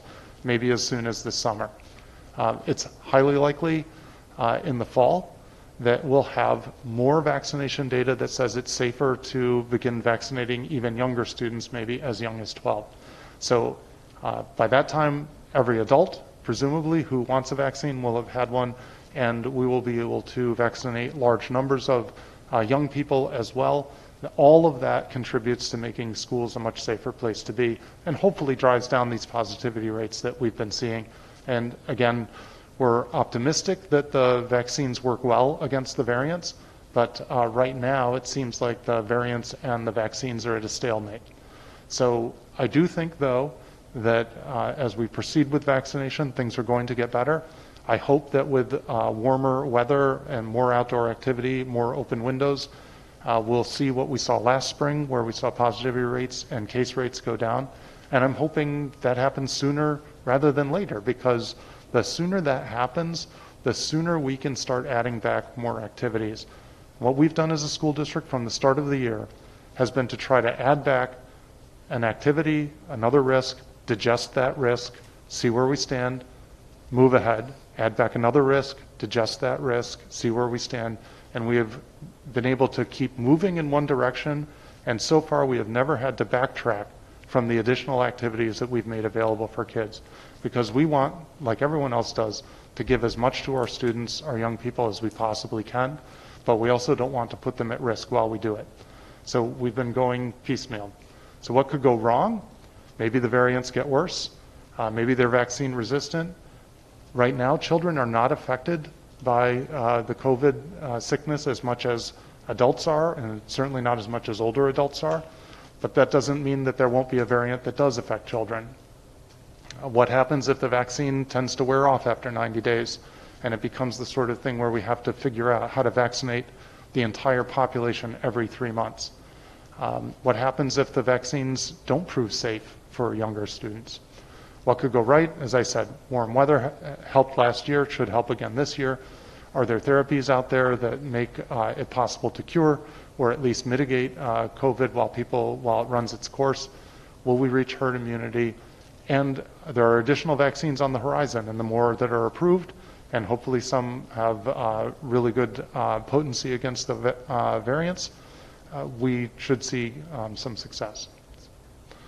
So that concludes my superintendent report. I apologize for its length, but obviously this is a delicate matter that we've tried to approach as thoughtfully and in a data-based way as possible. Thank you, Dr. Rogers. Are there any questions from the board with respect to Dr. Rogers' superintendent's report? Andy? Yeah, thank you, Dr. Rogers. I just wanted to briefly talk a little about the situation with potential acquisition of Stillwell Field. So we're going to, hopefully this will go through, and we're going to have to come up with some other funds. So I think this is a really good time for the board to consider a 501c3 nonprofit educational foundation as an alternative revenue source. A foundation raises additional resources to enhance educational initiatives, improves communication with the community, raises awareness of school needs, improves academic, fine arts, athletic, and social opportunities for students. It will also offer the community the opportunity to be part of the solution by supporting education. So a feasibility and planning study is the essential starting point for all comprehensive fundraising initiatives. So what a study does is it determines the case for supporting the district in this initiative, determines leadership support, sources of financial support, and figures out which plan will work during the course of the study, including timing, phases of implementation, solicitation procedures, gift acceptance, and respond policies. So I wanted to ask Dr. Rogers if you can gather for the next meeting, gather information about potential fundraising firms and procedures so we could hopefully discuss and move forward with a feasibility study to determine the potential for the formation of an educational foundation for Syosset.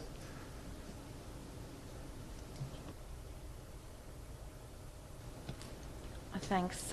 Just to piggyback on what Andy said, I know there are many other districts who have educational foundations. They've worked for them, and it would be helpful if we could have some information on potential companies that do this work, school districts that do this work, so that the board could have a informed public conversation about the Education Foundation. And in particular, I'd be interested in finding out whether a foundation like this would be helpful to raise funds for a project like we are proposing for Stillwell Park.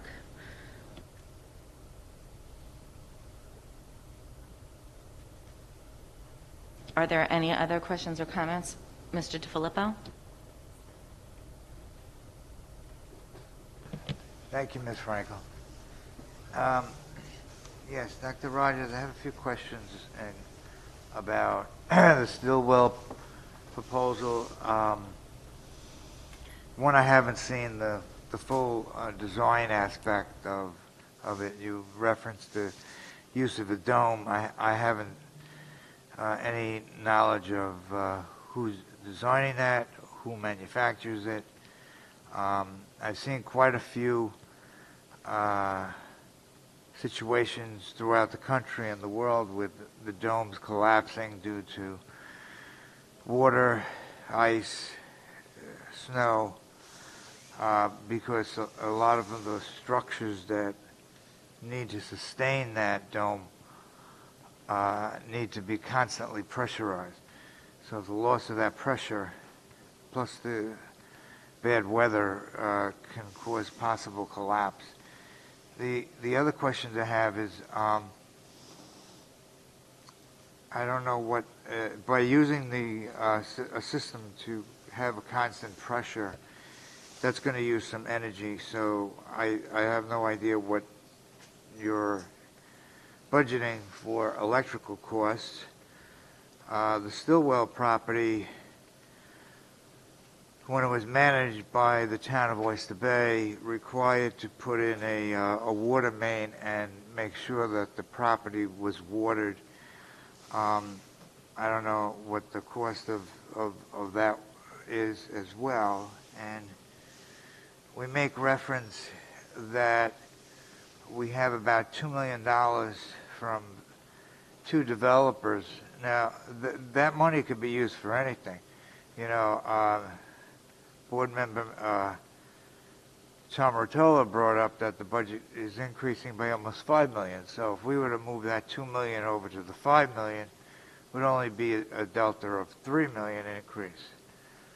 I don't know how many acres this is, and I know we have to, if we were to consider it, taking it on, there could be a lot of maintenance and possible liability costs, because it has to be open to everyone in Nassau County. I'm not even sure if you could restrict people from outside Nassau County, because I don't know how you're going to identify who they are. Also, there's potential. I'm not against the project. I just want to answer, find out additional information about it to get a better assessment. If you put something like a dome like that and it attracts people, I have no idea what type of revenue that's going to bring in. I also have no idea what type of traffic that's going to bring in. We made a big case and talked about Amazon not too long ago with a lot of traffic on their roads. We only have a 2-lane road here that is the only way to get to that field. So, I'd like to get some more information in the upcoming weeks. I know you won't be able to answer them tonight. I don't expect that. Okay, thank you. Are there any other questions for Dr. Rogers by the board with respect to the report? Ms. Levitan. So my question is regarding the return or challenges rather, to all in person for our high schoolers and particularly for our seniors. I mean, our seniors don't have fall in September to return to. So I guess my first question would be, are we looking to a particular timeline for reevaluating the guideline, I mean, rather not guidelines. Are we looking at Albany, CDC, in what order are we looking at their guidelines? Are we expecting the quarantine guidelines to adjust? If so, do we have any idea when that would happen? And are we looking to reevaluate things on a weekly basis, bi-weekly basis, because we're running out of time here, particularly for our seniors? In the event we cannot, it's not feasible to bring them back for instruction, 5-day instruction in person, can we give them a little more concrete dates, perhaps, for the main events, such as prom, such as graduation, so that we, could sort of start replacing the word hope for excitement for the important milestones, because they don't have to, they can play back.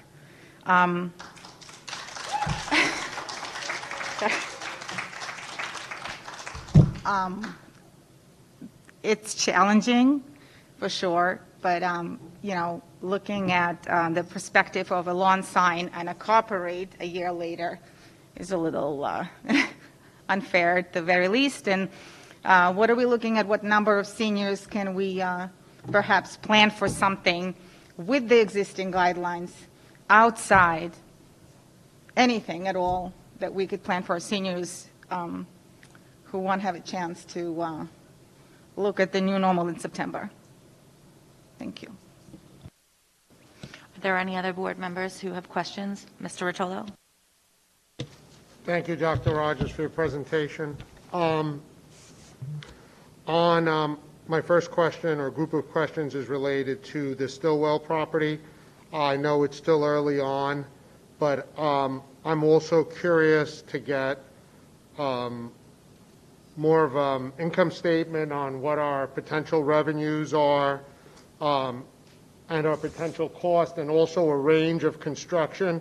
Because as you've known in the past, we've gotten quotes from our architect, and then it's been substantially over. I'm concerned about that on any of these new capital projects. I also see here that we have a turf infield. I'm also concerned about sustainability. If we want to continue to add to our carbon footprint, what we can do to make this sustainable. I don't know if any of this falls under our new energy contract that we have. What can we do also that, do we have any other options for, obviously the electricity is a concern. Can we do anything that's sustainable here? So I would like more information. I'd like more a detailed plan. I would like a range of worst case scenario, best case scenario. Sorry to keep picking on you, Trish. So I really want to understand what we're getting into in detail. Okay. My other question, I guess, revolves around last year. Obviously, was a very, very difficult year for all the seniors. My daughter was a senior. The one thing that stands out that she kept saying to me was, I had no idea this would be my last day of high school ever, and didn't even know that it was my last day. I know we made tremendous strides in having our outdoor graduation, which I felt was very personable. We didn't have a prom. Unfortunately, these are those milestones that you remember for the rest of your life. I really encourage that we're able to have, again, a substantive graduation and some sort of prom, because once this is over, we can't get it back. So obviously we want to do everything as safe as possible, but even the signs, even giving out the lawn signs, it really made a big difference. In normal years you would think there's nothing of it, but it really made a big deal. I think last year when we did the signs was the first time I actually saw anybody other than my family. Thank you, Dr. Rogers. Thank you, Mr. Rotolo. Ms. Falkov?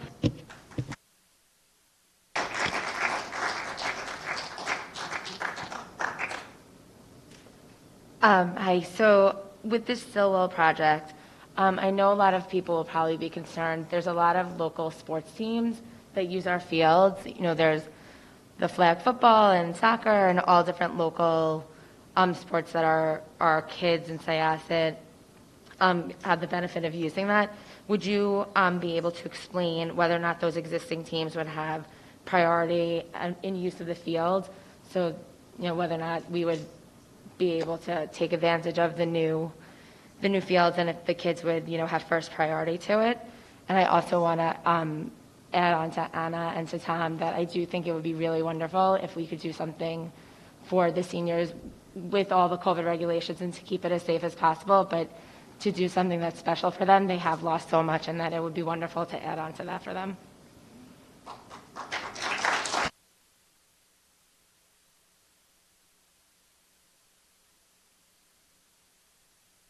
Anyone else? Do you have something else, Susan? Carol? Okay, Dr. Rogers, thank you for the presentation. We received the email that for the secondary schools that they can apply to come back to fourth quarter in person. I think the email went out this morning, and the deadline is this coming Friday at 5 p.m., I believe. I get the sense that more people will be returning in quarter four because the school is really doing a great job keeping the virus contained. In the event that we are having a bigger number of students signing up for returning in fourth quarter, how are we going to determine who gets to come back or not?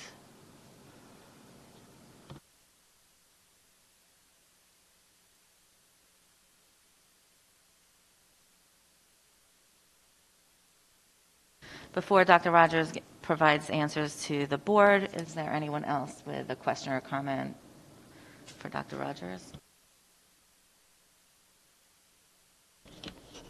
All right. Thank you all for those questions and comments. I'll try to group them together, so we'll do thematically Stillwell first. So in order to put together, and we all recognize that these are estimates and that we need to do a lot more work, but it wasn't possible to do more detailed work until we could make a public announcement. One of the things that we want to do, obviously, is solicit community input, and so that will also affect how the design is handled, because we want to reflect that input, and that will obviously affect where the resources will be invested. So that said, we did talk to a dome manufacturer to get a sense of what the costs are typically for their construction. And so we have, I think, a pretty good handle on what that number would be. One of the things with, to Mr. DiFilippo's point, the dome has to be under pressure in order to support the canopy that's over it. And so you can't have a power loss interrupt your ability to pressurize the dome. And so domes have to have, at least for school purposes, also a backup generator on site. And so that was something that we considered as part of this project as well.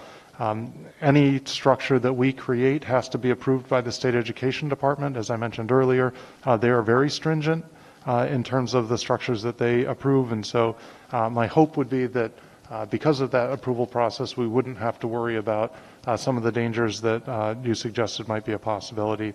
And to your point and Mr. Rotolo's point, we'll certainly begin to work on refining some of the numbers that we have. I glossed over them quickly in the presentation because of the lateness of the hour, but we did figure on about $300,000 a year in ongoing maintenance and operating costs for the property.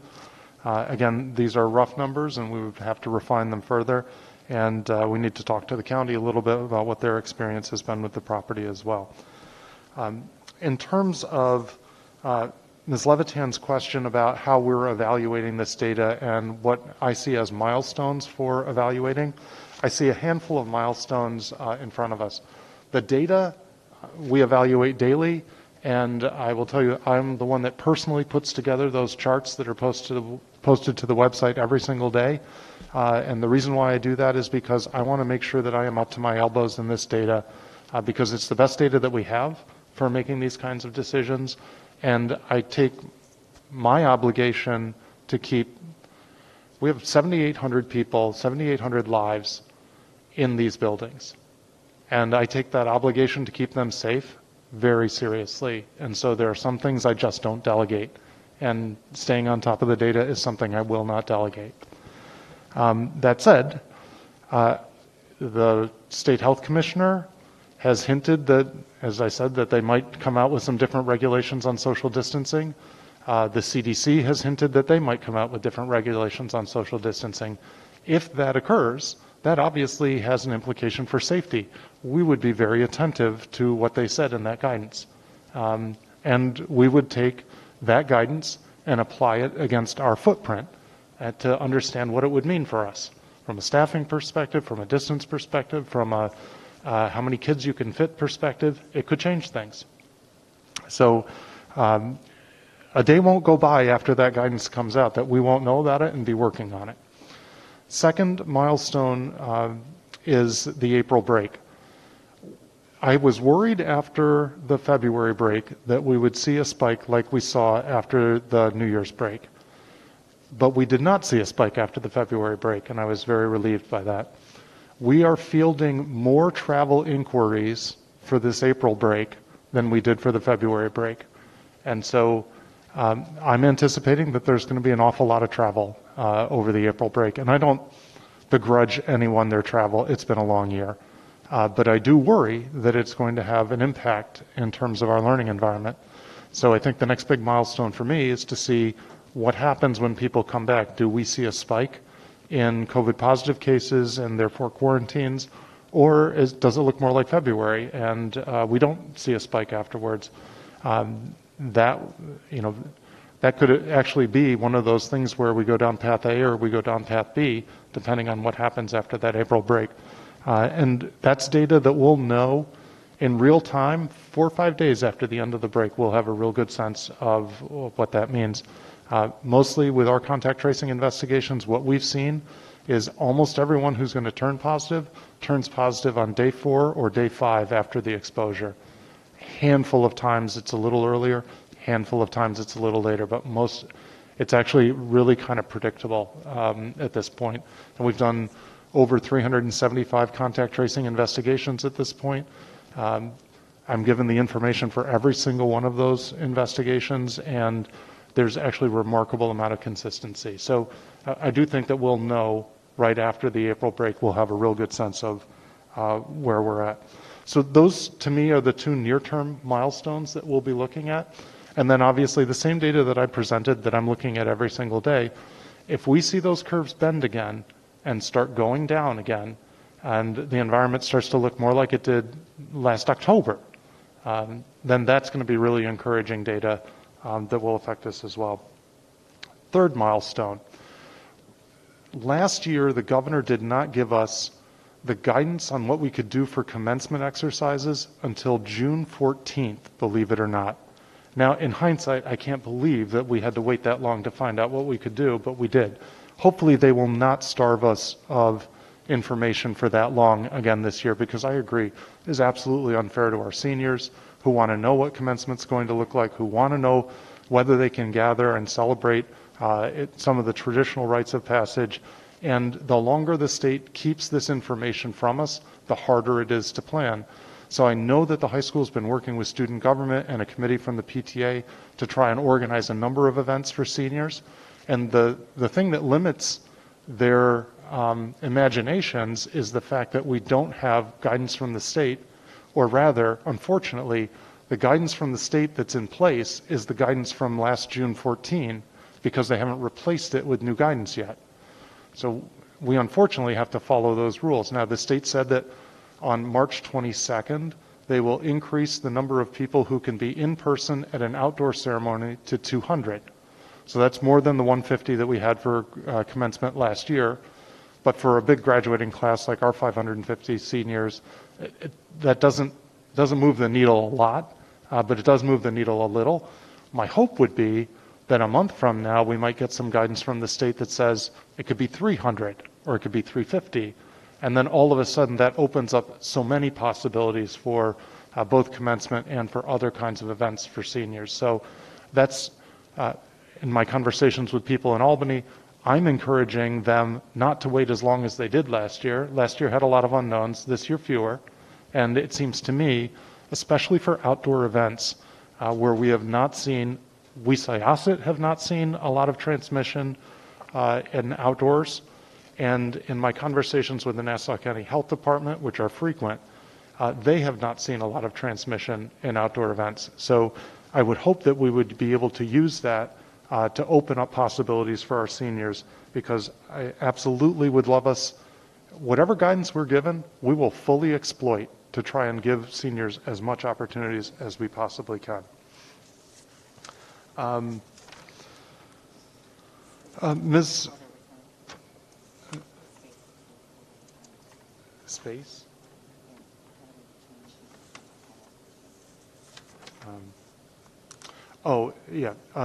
Ms. Falkov, I overlooked your question about local sports teams and the use of Stillwell.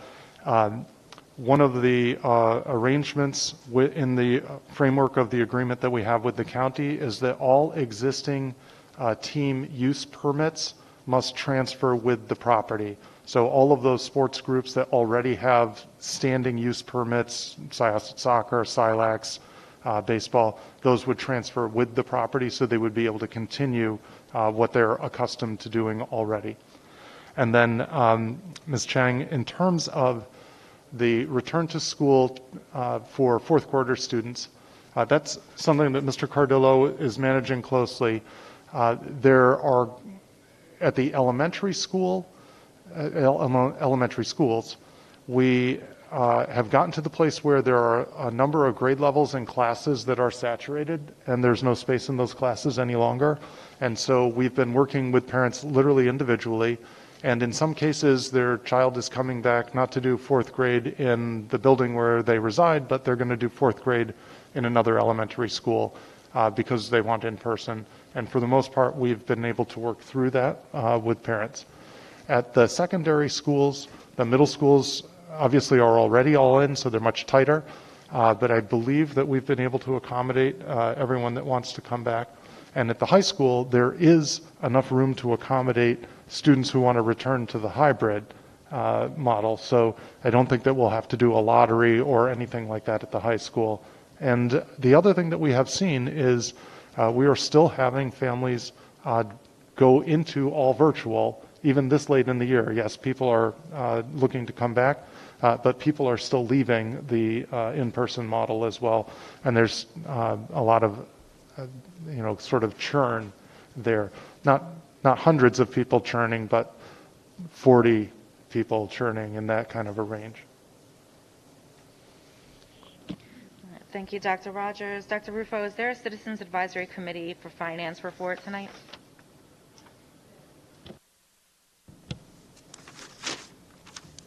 On February 9th, a virtual meeting of the Citizens Advisory Committee for Finance was held. The district discussed the 2021-22 budget in general and the tax cap, and we presented the line item detail for the administrative and capital section to the committee. Additionally, the district reviewed the 2 internal audit reports, the risk assessment, and the detailed report on student safety and school data reporting. And the next meeting is scheduled for March 18th. Thank you, Dr. Rufo. Before we enter audience to the public, I'll just read a few of the rules so anyone unfamiliar with them could certainly read every single word in the agenda. I'll give the highlights. When you get to the podium, please enter your full name and address. There is a book there for you to do that. You have to be a resident of Syosset School District to speak here. Each resident will be given 4 minutes to address the board, and after everyone has gotten a chance to have their first 4 minutes, we'll do our best to answer those questions or entertain those comments. After everyone has gotten a chance to come up to the podium once, if they have a additional 4 minutes that they'd like to speak, they can certainly do that if time permits. Lastly, please do not speak of staff or specific students because of privacy statutory rules, and we can't allow polling of board members when you come up to the podium. So please feel free to offer your comments to us or your questions, and we will do our best to answer them as well as we can. Thank you, and this opens up audience to the public.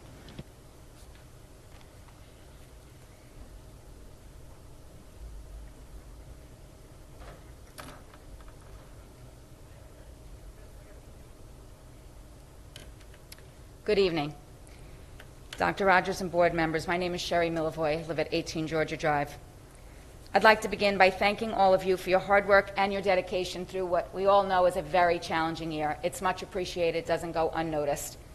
Before I start to speak, I actually want to thank the very dedicated seniors that are here tonight and have sat through over 2.5 hours of your meeting and still remain. Shows how dedicated they are to the cause of why we're here this evening. As a family, we've addressed this board only once before. It was 4 years ago. We requested a gymnastics team at the high school. You delivered this request in record time, and for the past 4 years, the team has proven that your decision was a wise one. I'm here again, though, but with the same passion. We need kids to begin returning to school full-time. It has been proven over and over again in all the data that schools are the safest place our kids could be. We're a large district, and yes, we'll have some obstacles that other schools might not face. However, it's come to our attention that many districts, including large districts, have had students return in various ways. Some all in since September.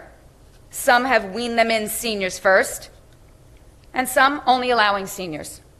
Most schools, however, do see it's time for a change. Districts such as Smithtown, Hauppauge, Bethpage, Belmore Merrick, they've been in person since September, all in every day. Districts such as Long Beach, Oceanside, Half Hollow Hills, Cold Spring Harbor, Roslyn, Manhasset, and Port Washington have begun returning their seniors at the very least, and in some cases, all have returned to an in-person model. I stand before you with the support of many, many families in this community.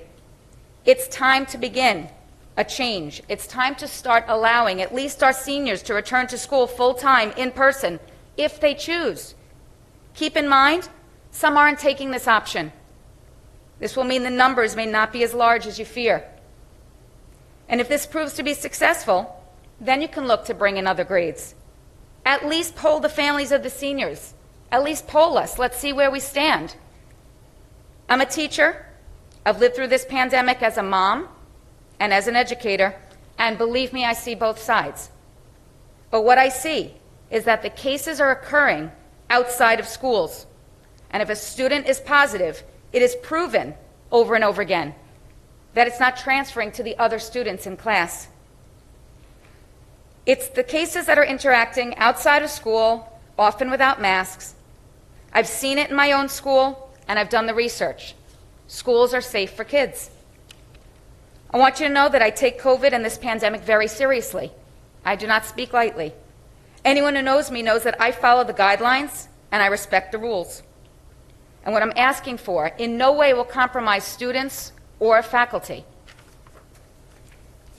Our schools have students masked 6 feet apart and using dividers. All 3 are not required by law.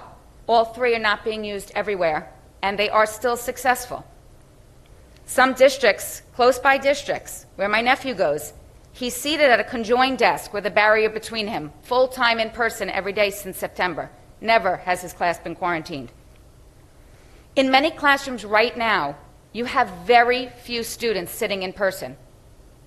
There's many empty chairs, leaving ample room for more to return to in-person learning without you having to make any changes at all right now. We all speak about mental health, and it's a huge concern for everyone during this pandemic. We have to take into consideration their mental health. We know a hybrid model was the best case scenario at that time, and we were all grateful for it and the wonderful job you did to quickly transfer to a hybrid model. But at some point, it's time to change this. It isn't healthy for students mentally. Ms. Milavoy, if you wouldn't mind, if you can share the floor with the rest of the community and then come back and by all means finish your statement, I'd appreciate it. I didn't think my time was up because I timed my speech. It just rang. But you don't have to finish. She can finish tonight. If there's anyone else that wants to come up, they can come up and then Ms. Milavoy can finish. It's literally 20 seconds. Then thank you. You're welcome. This district is the best. I want to compliment you, please. This district is the best. It's why I moved here. I love it. So does my family. But we need to take a look around. We need to see rules are changing everywhere, and we need to change with them. Syosset's a land of innovators. If other districts all around us, North Shore districts, really local, if they're doing it, so can we. Our seniors have lost so much after losing one of the best years of their lives, educationally, socially, and emotionally. It's time to give something back. They have to leave with some positivity after 12 years in this district. They need a prom. They need a proper graduation. Please strongly consider giving everything a try that I had said by bringing our seniors back. Please.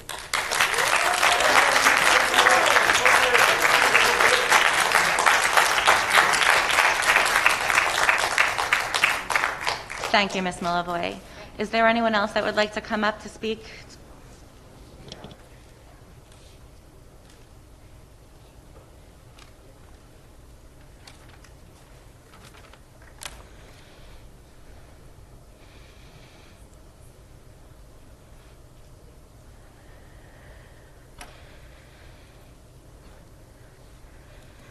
Hello, I'm Melissa Edelman from 18 Leslie Drive, Syosset, and past 1988 Senate President of Syosset High School, which is making me come up tonight. As adults in this room, we can all say that we have been seniors, and we can all agree that this is the most special year a high school student will ever have. As Dr. Rogers said in July, this would be a year like no other. And I, as a parent of a senior, took a deep breath and wished to God this was not the year for my senior, but it was. Our kids born in 2003, they get one shot to be a senior. And for 7.5 months, they have graciously followed all of the protocols. My senior has never complained one day. And many of them have started in this district since kindergarten. They have been here 13 years. They're not just friends with people A through K. They're not just friends with their friend group. They love their classmates. They have learned in their schools, they have played, they have sang, they have laughed, they have loved, and they have enjoyed. But this is a year. Oh boy, is this a year. And it's not the journey that they're going to remember, but it's the finish line. And we are about to approach the fourth quarter. They need to finish strong. Every athletic director will tell you it's how you finish. We have done well in so many areas. We are the best. We are the leaders of the island. But we need to do better now. We need to get these seniors to the finish line. Imagine yourself having a senior right now. Imagine that this should have been their best year. For 7.5 months, half of them have sat in their pajamas. Now is the time to let the seniors come in every day. We do not have the time for the data. When we are parents, we don't always go by data, we go by gut. This is the time to put away the data and go with your gut. Remember that the class of 2021 will forever thank you. For 7.5 months, they have sat and gone hybrid. They need to come in live. Please, please think about having a child in the senior class. We dreamed of proms, we dreamed of graduations. We know that will not be the same. But give them the time to come in and see their classmates, because after June 20-something, it might never happen. Let them finish strong. It's not how you play all the time, it's how you finish. Let them finish.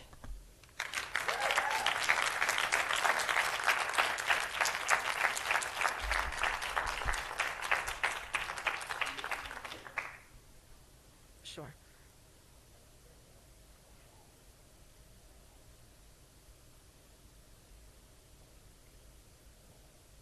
Hi, good evening. Thank you very much. My name is Maria Phillips. I live at 7 Shady Meadow Lane.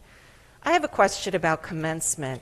Would there be any discussion about possibly doing commencement outdoors where we could supersede the restrictions that we might have indoors with quantities and limitations on quantities?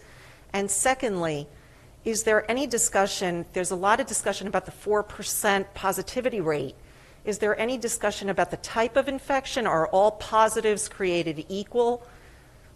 What about the asymptomatic patients that are positive? What about any discussion about the hospitalizations or the deaths? Would that have play any role in how we see these kids going back? Thank you.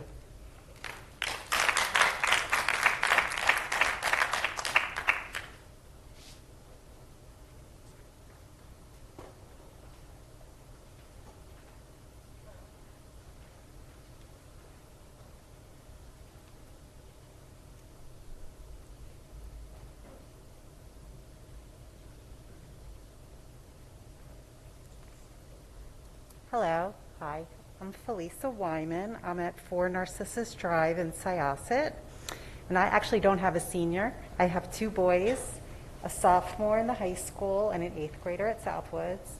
And I just want to thank everyone for the entire district for all the hard work you've done and the continuing efforts during this crazy, difficult time. A lot of what I was going to say has been said already, but I just thought this was important to mention this list. The following Long Island school districts have been successfully open for 5 days a week since the fall: East Williston, Belmore Merrick, Three Rivers, Carl Place, Massapequa, Bethpage, Valley Stream East, Hauppauge, Shoreham, Wading River, Cold Spring Harbor, Hewlett Woodmere, Three Village, and almost all the private schools and Catholic schools on Long Island. And now the following schools are bringing back 5 days a week this month, or announced plans to bring back full-time, a full return this month or next month: Oyster Bay, Garden City, Smithtown, Longwood, Miller Place, Port Jefferson, Valley Stream, Rockville Center, Rocky Point, Sayville, East Islip, Mount Sinai, Long Beach, East Meadow, Deer Park, Northport, Roslyn, Dix Hills. Basically, I just want to know, I know it was mentioned today, there's a lot of metrics that you want to look at to bring the kids back, but I just think it's really important that we get our high schoolers back full every day in person. Thank you.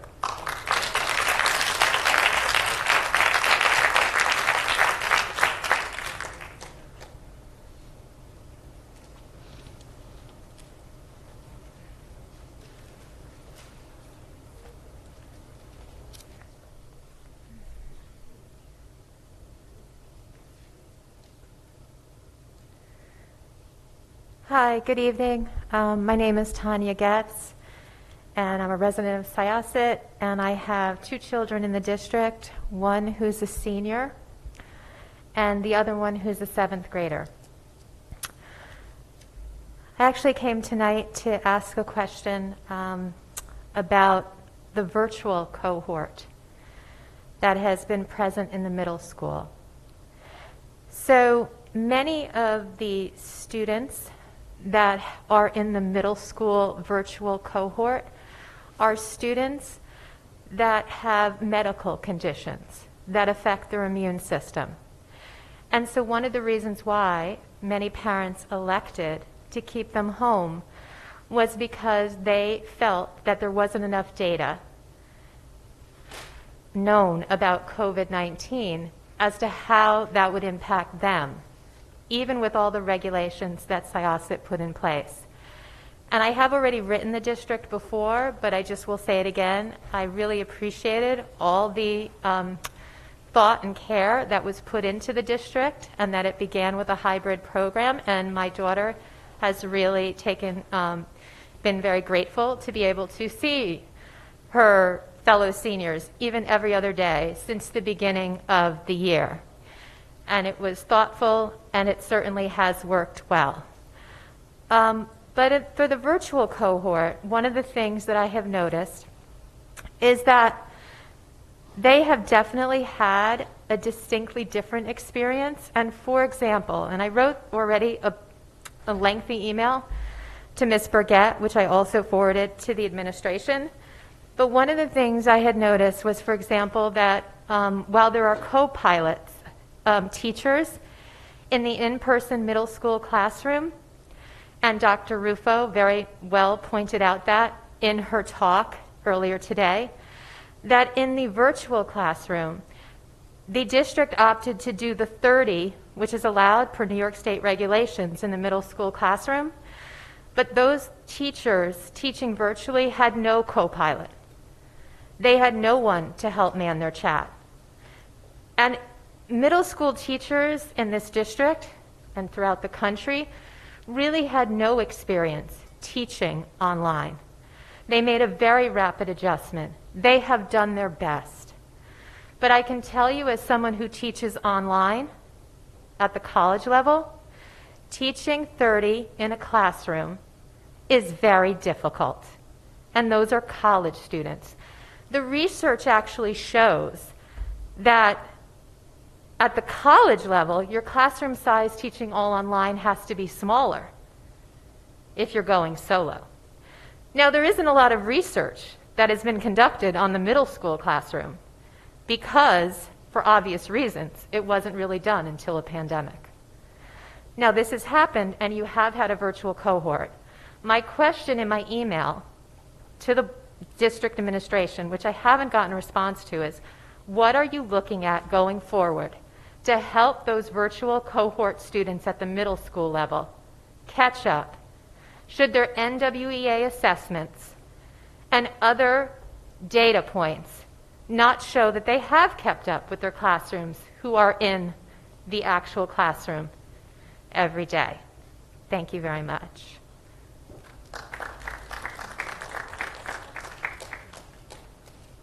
Is there anyone else who hasn't spoken yet who would like to come up?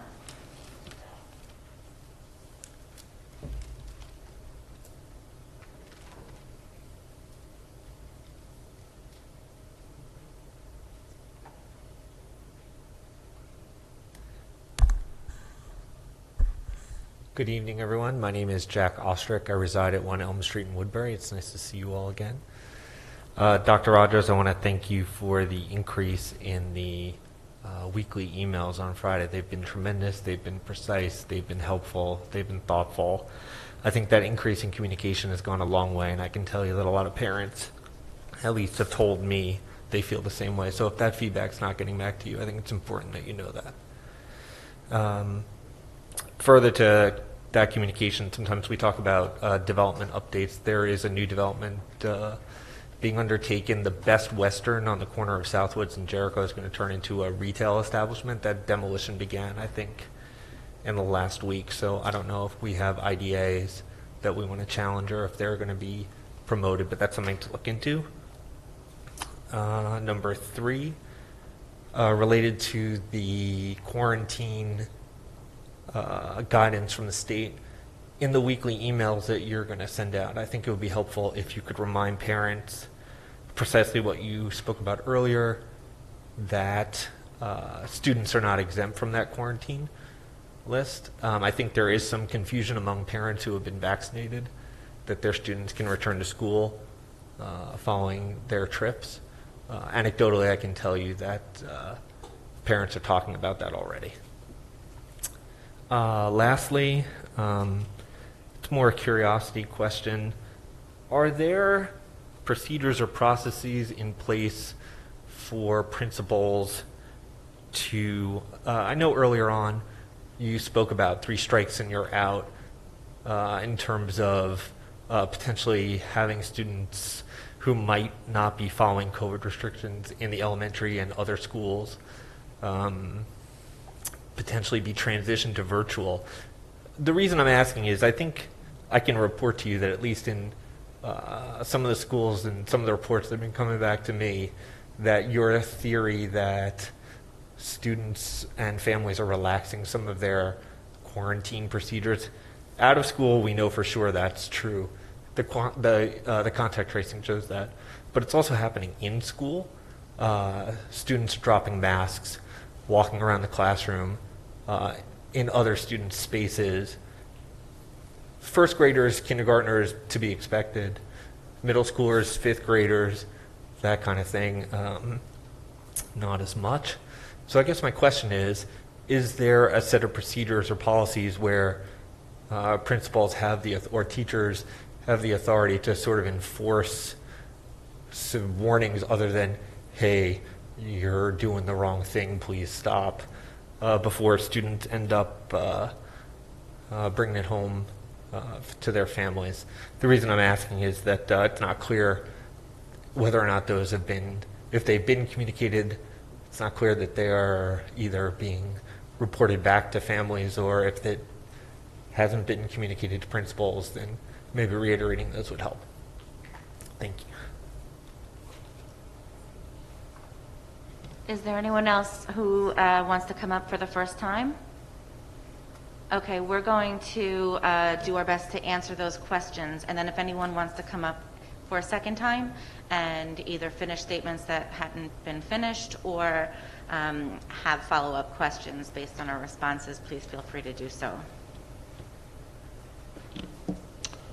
So obviously the biggest thing that we're talking about tonight is the return to school. I'll go through some of the points that were made.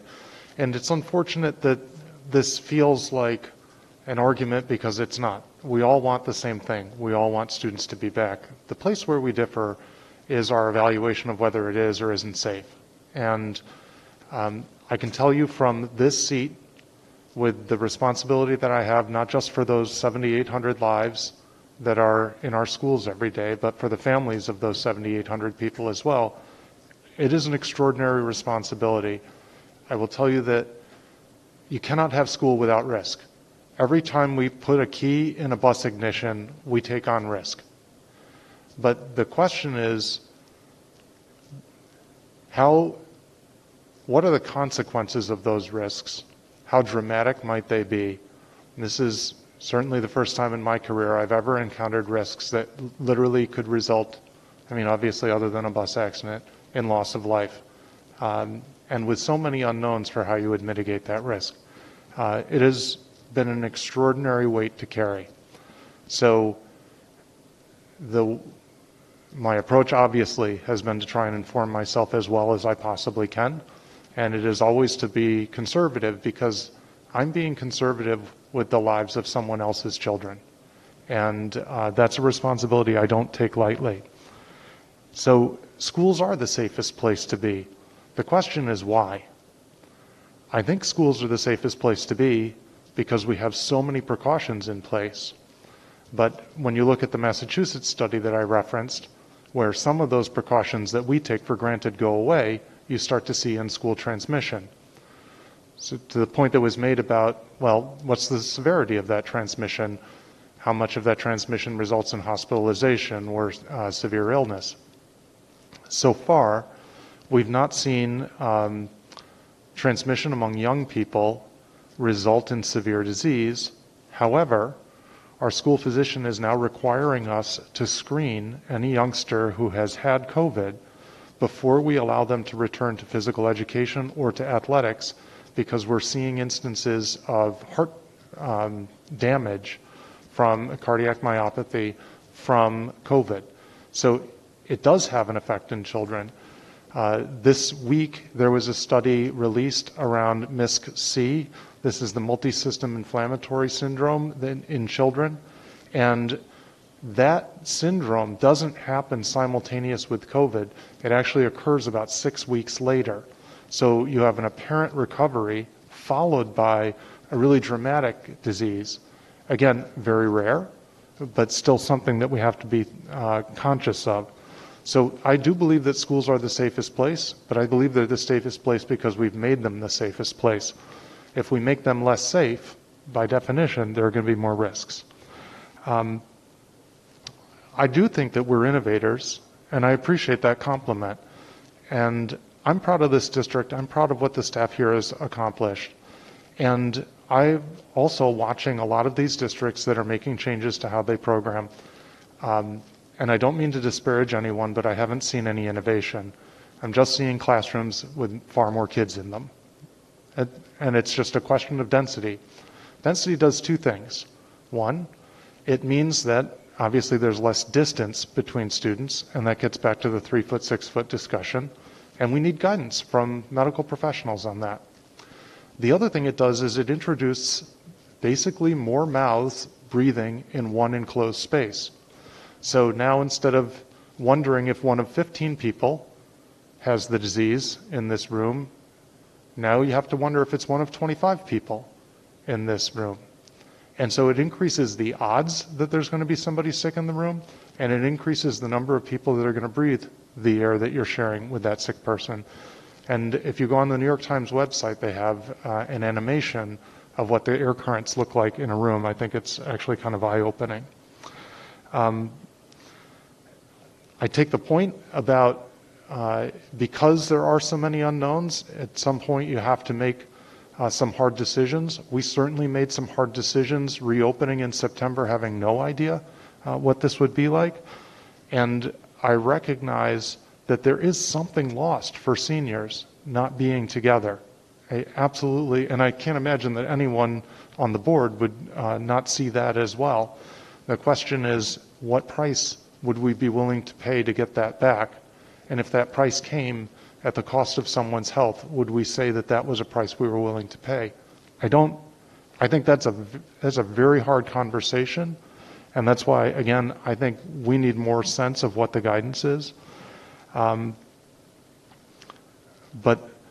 the point I made to Ms. Levitan's question about looking for milestones, if the decision were never going to change, there wouldn't be any need for milestones. So the hope is that as we cross each of those milestones, there's one more successively optimistic piece of data after another, and we see a trend that gives us confidence that we can make a change and that that change will not come at the price of safety. That's what I'm hoping for. Part of the reason why I check the data every day is because every day I'm hoping to see the numbers go down. Every day I think to myself, today's the day we're going to turn the corner and I'm going to start to see it go down 0.1%, 0.2%. This is going to be the point. We're not there yet, though. Ms. Getz, your questions, I would quibble with you on the point that you haven't been engaged by administration. I know many of the administrative team have responded to some of your questions. That said, to your specific question about what we'll do with students who are showing some difficulty, at next month's board meeting, there's going to be a presentation on the NWEA data that we have collected. So for those who are not conversant with this, we do a test that's administered. It can be administered as many as 3 times a year. We've done it twice, in the fall and in the middle of winter. And it assesses students. It's a computer adaptive test, which means that if you answer questions right, you get harder questions. You answer questions wrong, you get easier questions. And the computer kind of figures out where your level is. So we have already been plowing through that data right now to compare how students were doing from fall to winter, to see that they're still making progress, and to see if they're making the same rate of progress as they made last year when we were in non-pandemic conditions, because we don't want to see the pandemic slow our students' progress, obviously. We want to be able to react to help students that are not making progress, and we want to compare the in-person cohort to the all-virtual cohort to see if none of us think that the all-virtual is as strong an educational model, but it is still possible to make progress, and so we want to compare those two. So we're not ready for that presentation yet. That'll be next month's board meeting, but we are absolutely digging into that data. And as Dr. Rufo stated, we have additional extra help already in place, and that can be accessed even without data by contacting the building principal. And then we know that there are going to be some students that will require some additional help over the summer, and obviously we're starting to budget for that now. Then, Mr. Ostrick, I appreciate the compliment. I have gotten a lot of compliments on those Friday updates, and that it startles me because I'm sort of the school of thought that says superintendent should be seen and not heard. But apparently, at least in a crisis, people like to know what we're thinking. So I appreciate the compliment. Thank you for letting us know about the new development. I will have our attorneys check to see if they have an application before the IDA. I want to correct your understanding of the quarantine guidance. Students who obviously are not vaccinated because they're not old enough to be vaccinated, if the governor's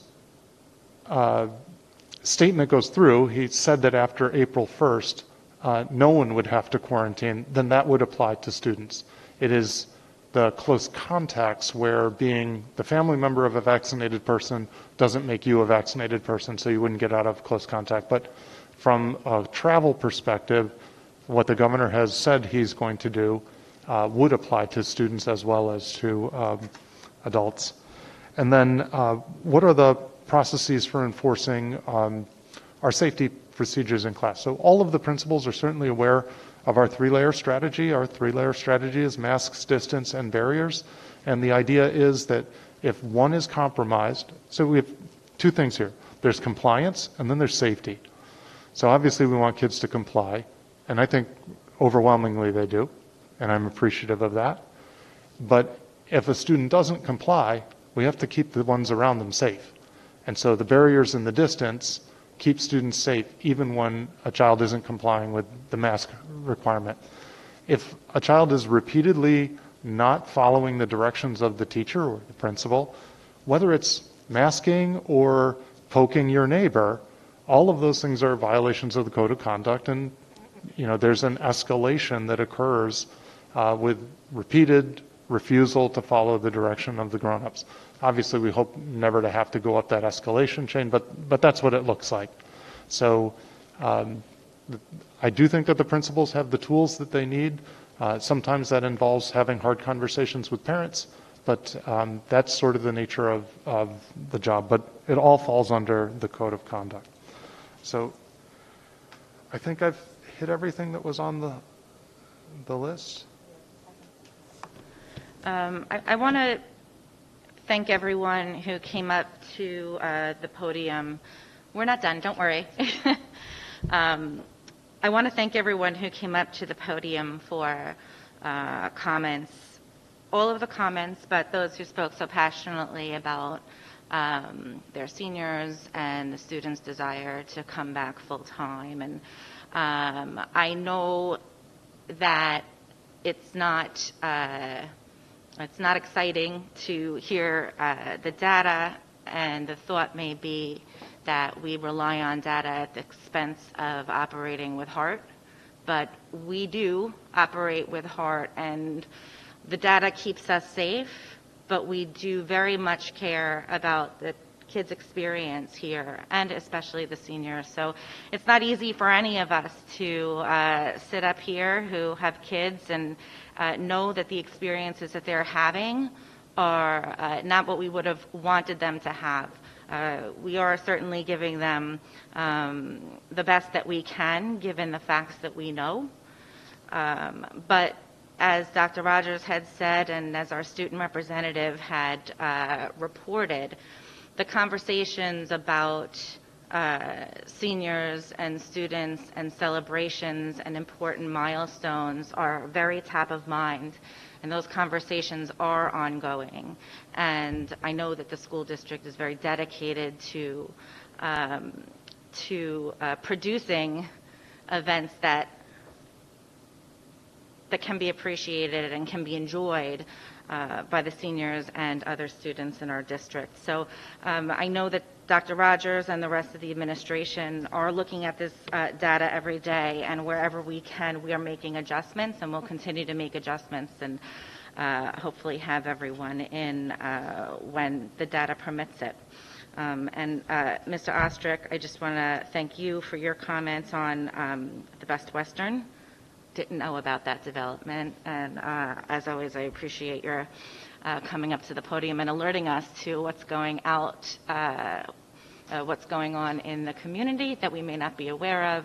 It's a two-way street, and Ms. Getz, that goes for you too. Appreciate the feedback so that we can have something to discuss. With that, anyone who wants to come up for a second time, please do.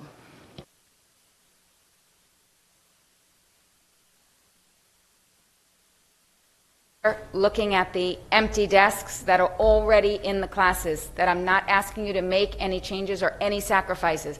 Poll the teachers, ask them how many empty desks are in cohort A and cohort B each day, and see that many seniors who want to come back, and it will not be all, but many who want to come back probably have desks that are empty, underutilized, and they can come back immediately. I urge you to also poll the families. Let's see what we're dealing with. Half Hollow Hill sent out a poll. Within a week, their seniors went back to school. They realized the numbers worked. Could we at least do that? Just give the seniors who want to be in a chance, please. Thank you.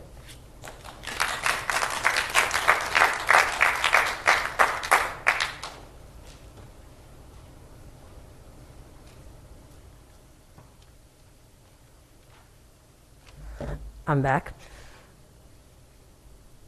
If we're sticking with the data, can the board please consider keeping the other 3 grades home and having the seniors come in every Friday from now until June? We have to do something. It's not a parade is not enough. Graduation, the end of June is not enough. We need to start planning now. I personally will take on this charge. Our kids deserve more. I respect the data. I am married to a math teacher. I respect data, but we also have to take risks. And I work in a school. I am in every day. I feel very safe. Our kids are safe. My middle schoolers in every day. They are safe as could be. I am so happy to see the kids out on the sports field. My heart was beaming with pride last week watching the kids on the field. I would beam brighter to get the seniors in, give them a day, a week, keep the other 3 grades understand. I have other kids in other grades. We all understand. You have to imagine the life of a 17-year-old. You have to imagine. They can't go into a restaurant. They can't go anywhere. The one place they want to see, it's not just their friend group. My daughter is so happy to see her soccer teammates that she hasn't seen in 7 months. When they go to practice, the social, emotional impact of other kids seeing other kids, especially for seniors, it is more important than everything else right now. It is important. We have to recognize now is the time. Bring them in, start the planning. I will personally love to be involved. I'm pretty qualified. I was the president of Syosset High School, class of '88. But I really... You have to start thinking about their social emotional. We cannot let them graduate with saying they got a parade, they had a 50-person graduation. They need more. They've had nothing. Last year, I watched your amazing video of the senior class of sports night. I cried in emotion for those seniors. And halfway through, I realized they got 75% of their senior year, and our kids were going to have nothing. Nothing.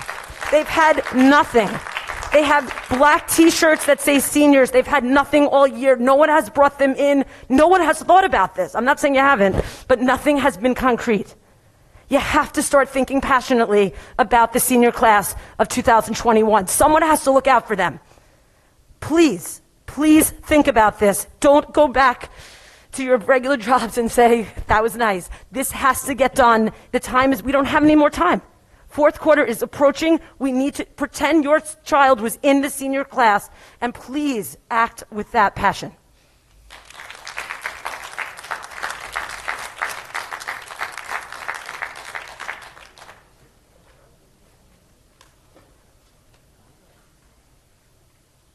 Hello?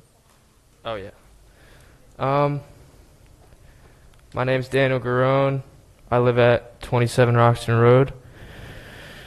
This is a little heavy for me because I haven't really spoke about this, especially in front of a lot of people. On July 21st, I lost my aunt suddenly to a brain aneurysm. She was my godmother, and she was very close to me. With the whole quarantine, I really wasn't able to see her as much as I would have loved before she passed. But there's a lot of things a lot of regrets that I have, and a lot of things that I wish I could have done before she passed. One being having her see me play in my last season as a junior, where I was going to start playing lacrosse. Hopefully see me graduate this year, commit to a college. I had a lot of things going for me, potentially playing lacrosse in college, and all of those things got upended. I've had a lot of things ripped away from me with this pandemic, and there's a lot of things I'll never be able to get back. I'll never be able to have her sit at a lacrosse game. I'll never be able to have her sit at my graduation. And there's a lot of things that I can sit up here and say, and a lot of things from all my seniors behind me that can definitely come up here and give you a whole spiel about everything that's got taken away from them. And with that, I just ask you to please, from the lady who just came up, I forget your name, I'm sorry, but everything that she said, I second, and all the other people that have come in here and spoke, I second. I just want something. This is the only thing that I can pull to just get some sense of normalcy back in my life. With the things going on at home and everything, it's a lot, and I really want something for myself and the rest of the seniors in my class to just come together as one and enjoy. Yeah, I understand you're moving with the facts, and I understand that there's all the logistics, and I get all that, but whatever it could be, anything, just something to just give me something to look back on in the next years of my life moving into college, just say, you know what, I was dealt a tough deal of cards, but I had something where I can get together with all my friends, A through K, L through Z, what have you, and just enjoy the coming months, next few months of my last months of senior season, and look back and be grateful that I got that, besides, the whole lockdown and everything. So that's it. I just please, anything you can do is appreciated. I know all the seniors here today, it's late, I don't even have a speech. This just shows how passionate I am about this. Just please, thank you.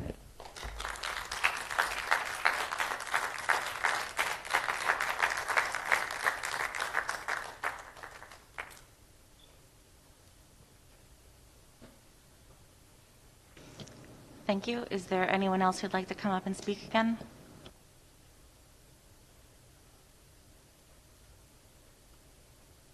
Okay, same person, Tanya Getz. Now I want to speak about my daughter, Emma, who's a senior. I'm sorry, but we can't Yeah, speak the about daughter. specific kids. No, I'm not. I'm just saying she's my senior. All right. And I just want to say that, so my apologies for naming her. And that is that you've heard a lot of parents speak about the importance of senior year already. So, and I understand very much about the data, and it is of concern. So I do think the idea of polling parents is a good one, but I also think it's good to get feedback from your medical professionals as well with regard to that, and also to really look at outdoors, since that seems to be the safest thing. Because I do think that it would be really wonderful to have the senior class have at some point time to come together for some events. And I do want to also just address one other point in Dr. Rogers' response to me that I did not mean to say, and I'm sorry if it came across that way, that Ms. Burgett or the middle school administration had not been responsive to my emails, because they had been very responsive. And I wrote that in an email to Dr. Rogers and the deputy superintendent. It was really a follow-up question about what are we going to do going forward that hadn't had a response from a few weeks back.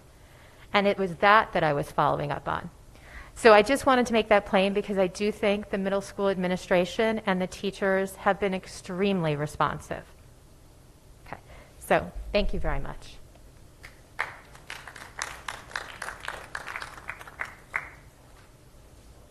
Would anyone else like to come up?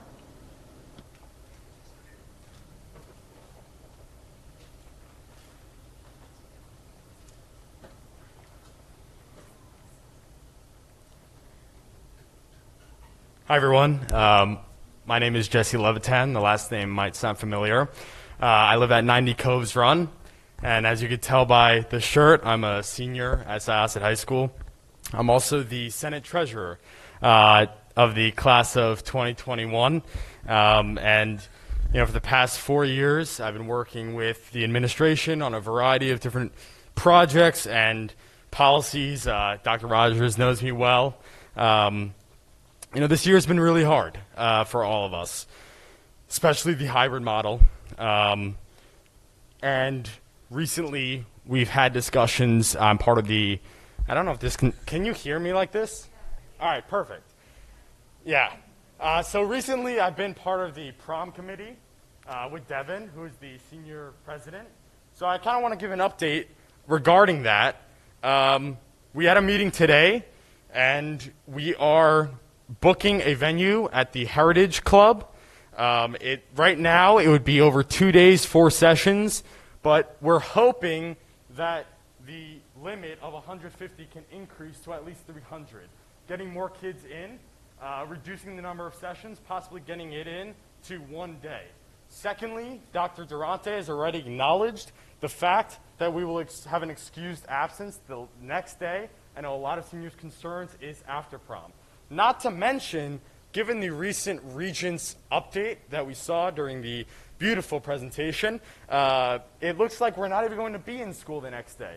So right now we're looking at Thursday. It would be Wednesday, Thursday. Hopefully we can close the, we can maximize the amount of people given the state guidance. That way we can have it all on Thursday, and then people, would be excused Friday. There would be no school. But that's all great, right? It sounds all great, and obviously it's a lot better than what we experienced last year. As Trustee Rotolo was saying, they didn't have a prom last year. And I appreciate all the efforts of the administration. But during these conversations, we've been limited not only by state guidance, but by guidance issued by the board here.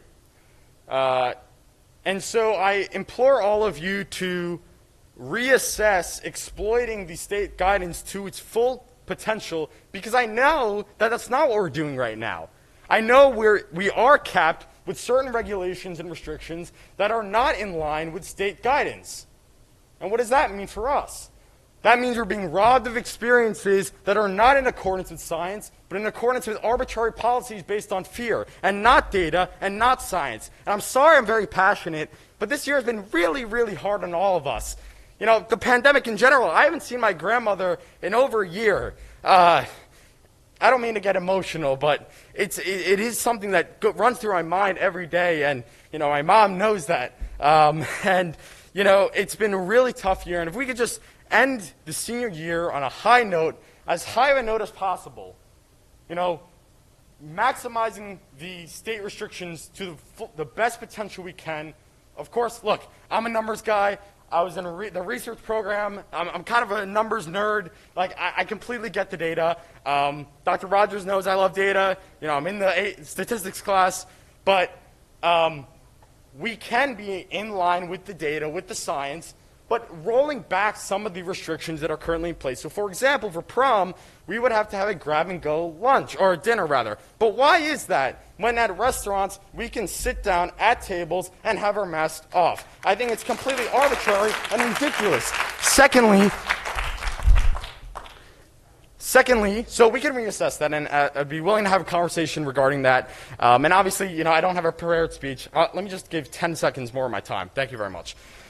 So to close it out, I'm not going anywhere.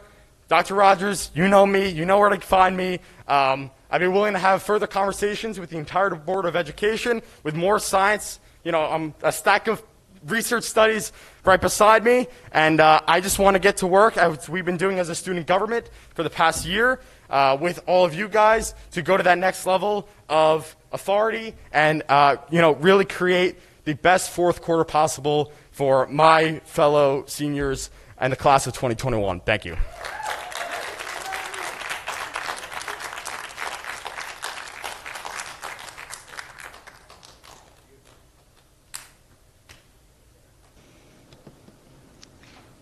Thank you. Is there anyone else who'd like to come up to speak to the board? Okay, thank you.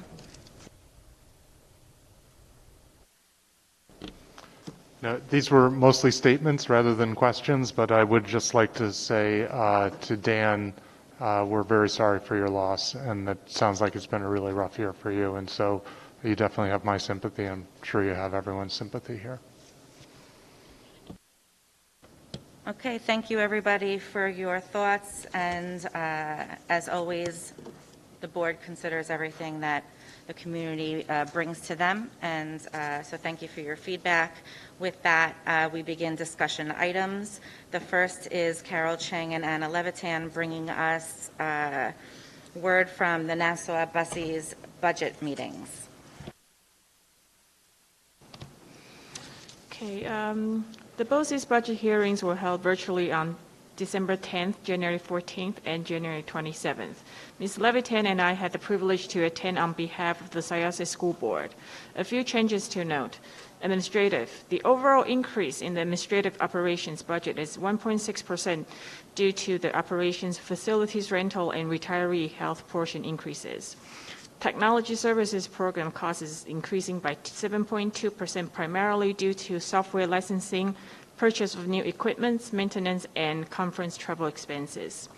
Curriculum and instruction. All 56 districts in Nassau County participated in one or more of the services, including Center for Professional Development, curriculum support programs, state-mandated trainings, and community school resources. Significant changes in this category are the increase in salaries and benefits. Program costs including professional development associated with the purchase of software through the instructional technology program. Okay. On career and technical education, Barry Tech, GC Tech, LI High School for the Arts, the increase in salaries and benefits in 21-22 are due to the anticipation of resuming most activities such as field trips, membership dues, show tickets, and food services, etc. Eliminated in 2021 due to the pandemic and an increase in staffing in the in-district programs and impact of full-year salaries for those positions. Other regional programs and services, including regional summer school and parent-child home program staff development, also experienced the similar increases due to an increase in staffing and supplies needed for instructional purposes. And finally, on special education, for the 21-22 fiscal year, the Special Education Department will continue its partnership with Nassau Community College and Farmingdale State College to provide the special ed students with continued access to the college credit-bearing classes and other special opportunities. BOCES have been able to contain tuition increases by utilizing a portion of their retirement contribution reserve, which will help reduce the overall special education budget by approximately $2 million for 21-22. Over 84% of the special education budget is attributed to salaries and benefits. Based on the class size ratios and related services mandated in students' IEPs, the percentage change in the overall budget and tuition rates are largely based on contractual raises, retirement system costs, and health insurance premiums paid by the agency. That's it. I just want to thank Carol and Anna for taking the time, in addition to everything else that they do for the board and the district, for volunteering to attend the BOCES meetings and bringing word back to us on the status of their budget. In addition, there are 3 board members that are looking to be re-elected to Nassau BOCES, and in order for them to be re-elected, they have to be nominated by the district to fall under that particular BOCES. This year, Susan Bergstrom, Martin Kay, and Michael Weineck are running for re-election, requiring a nomination first. And I can speak to Susan Bergstrom because I work with her at the Nassau-Suffolk School Boards Association. But Susan is all education all the time. She's just one of the most dedicated people to education that I've met in my years working with the school district. She's very involved not only in BOCES, but with Nassau-Suffolk. She has been instrumental in the New York State School Boards Association. And our relationship with BOCES is really very important, knowing that people are at the helm of BOCES and making good decisions, because we rely on them for many of our services, including our cybersecurity and our infrastructure with respect to the internet. And so it is my honor to nominate Susan Bergstrom for election to the Nassau BOCES Board. Can I have a motion in order to nominate Susan? Ms. Levitan, seconded by Rob Gershon. Are there any questions? All in favor? Opposed? Any abstentions? Okay, we will let BOCES know that Ms. Bergstrom has been nominated by Syosset, so thank you very much for that. Mr. DiFilippo, could you please speak on the LED electronic road signs, timing of purchase? Okay, thank you. I think what we're talking about was the locations. My viewpoint to put the LED electronic signs would be Robbins Lane. It's a major road there, very visible. You also have Bayless on Woodbury Road with a lot of traffic. Then, of course, you have the high school along with Southwoods Middle School. And I would think Walt Whitman would also be suitable locations. What do you think, other board members?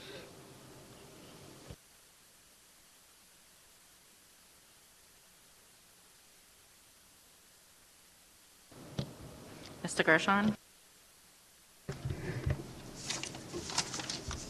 So I know we've discussed this before many times, and I was wondering whether we could actually table this discussion until the April meeting, given the hour.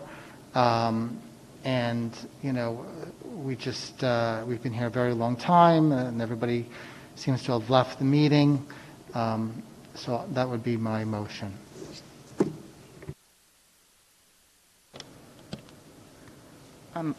Chris, there's been a request to table this discussion until the April meeting. Is that okay with you? If not, we can certainly continue the discussion.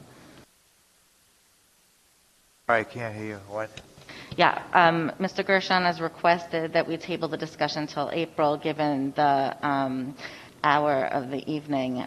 Is that something that you'd be willing to do, or would you prefer having the discussion now? Put it on April's agenda for a motion. Yeah. Oh, the other thing I'd like to add, yeah, that's okay. That's fine with me. I think we should take a look at also ask the principal perhaps at H.B. Thompson, because the purpose of the sign is for activities and to inform the community, and whereas it's not a highly visible road for the public, it is a substantial middle school for us, right? So I think we need to ask the principal about that. What do you think? Yeah, well, certainly with all of the buildings that we have to determine where we'll place the signs, we would certainly want feedback from the principals of all of those buildings. So that's a good suggestion. Thank you. Okay, that concludes discussion items. We're moving on to A items. A1 is the approval of staff changes for certified civil service staff. May I have a motion, please? Ms. Chang, seconded by Ms. Falco. Are there any questions? All in favor? Opposed? Any abstentions? A2 is the approval of stipends and hourly rate activities for certified staff. May I have a motion, please? Mr. Gershon, seconded by Ms. Levitan. Are there any questions? All in favor? Opposed? Any abstentions? A3 is the approval of coaching recommendations. May I have a motion, please? Mr. Rotolo, seconded by Ms. Falco. Are there any questions? All in favor? Opposed? Any abstentions? B1 is the approval of recommendations from the Committee on Special Education. May I have a motion, please? Mr. Feldman, seconded by Ms. Levitan. Are there any questions? All in favor? Opposed? Any abstentions? B2 is the approval of recommendations from the Committee of Preschool Special Education. May I have a motion, please? Ms. Chang, seconded by Mr. DiFilippo. Are there any questions? All in favor? Opposed? Any abstentions? B3 is the approval of student club charters for 2020-2021. May I have a motion, please? Mr. Feldman, seconded by Mr. Gershon. Are there any questions? All in favor? Opposed? Any abstentions? B4 is the approval of the revised and updated district-wide safety plan. May I have a motion, please? Mr. Rotolo, seconded by Ms. Falco. Are there any questions? All in favor? Opposed? Any abstentions? B5 is the approval of the recertification of the district compact plan. May I have a motion, please? Ms. Falco, seconded by Mr. Gershon. Are there any questions? All in favor? Opposed? Any abstentions? B6 is the approval of the resolution scheduling public hearing, budget, vote, and election. May I have a motion, please? Ms. Chang, seconded by Mr. DiFilippo. Are there any questions? All in favor? Opposed? Any abstentions? B7 is the appointment of a revised board registration for 2020-2021. May I have a motion, please? Mr. Feldman, seconded by Ms. Levitan. Are there any questions? All in favor? Opposed? Any abstentions? C1 is the acceptance of service contracts. May I have a motion, please? Mr. Rotolo, seconded by Ms. Falco. Are there any questions? All in favor? Opposed? Any abstentions? C2 is the acceptance of special education and/or nursing contracts. May I have a motion, please? Mr. Feldman, seconded by Mr. Gershon. Are there any questions? All in favor? Opposed? Any abstentions? C3 through 8 can be taken together. They're the authorizations to approve deduct change orders for the underground fuel tank removal at H.B. Thompson and toilet renovations at Bayless, Berry Hill, South Grove, Annex, H.B. Thompson, Southwoods contracts. May I have a motion, please? Ms. Chang, seconded by Ms. Falco. Are there any questions? Yes, Tom Rotolo.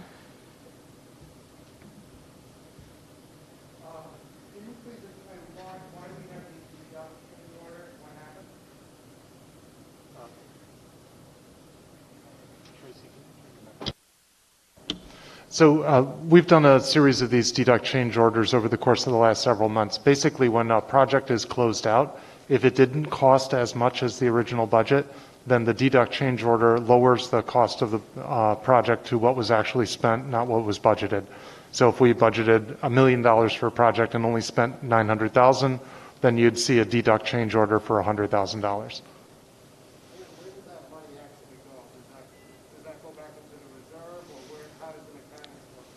It probably depends on the funding source, so I'm going to let Dr. Rufo answer that in more specificity.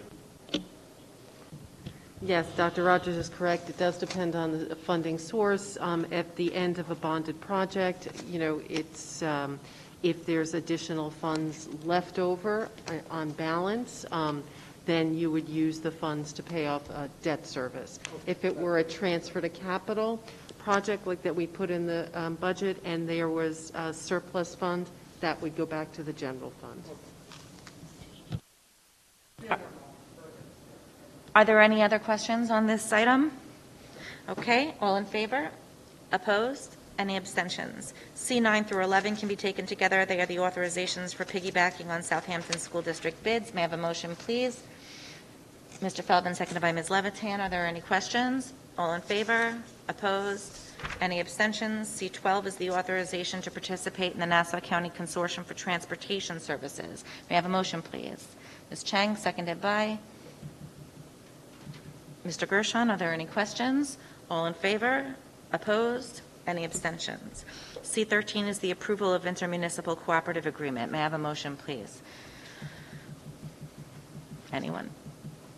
Ms. Levitan, seconded by Mr. Gershon. Are there any questions? Mr. DiFilippo.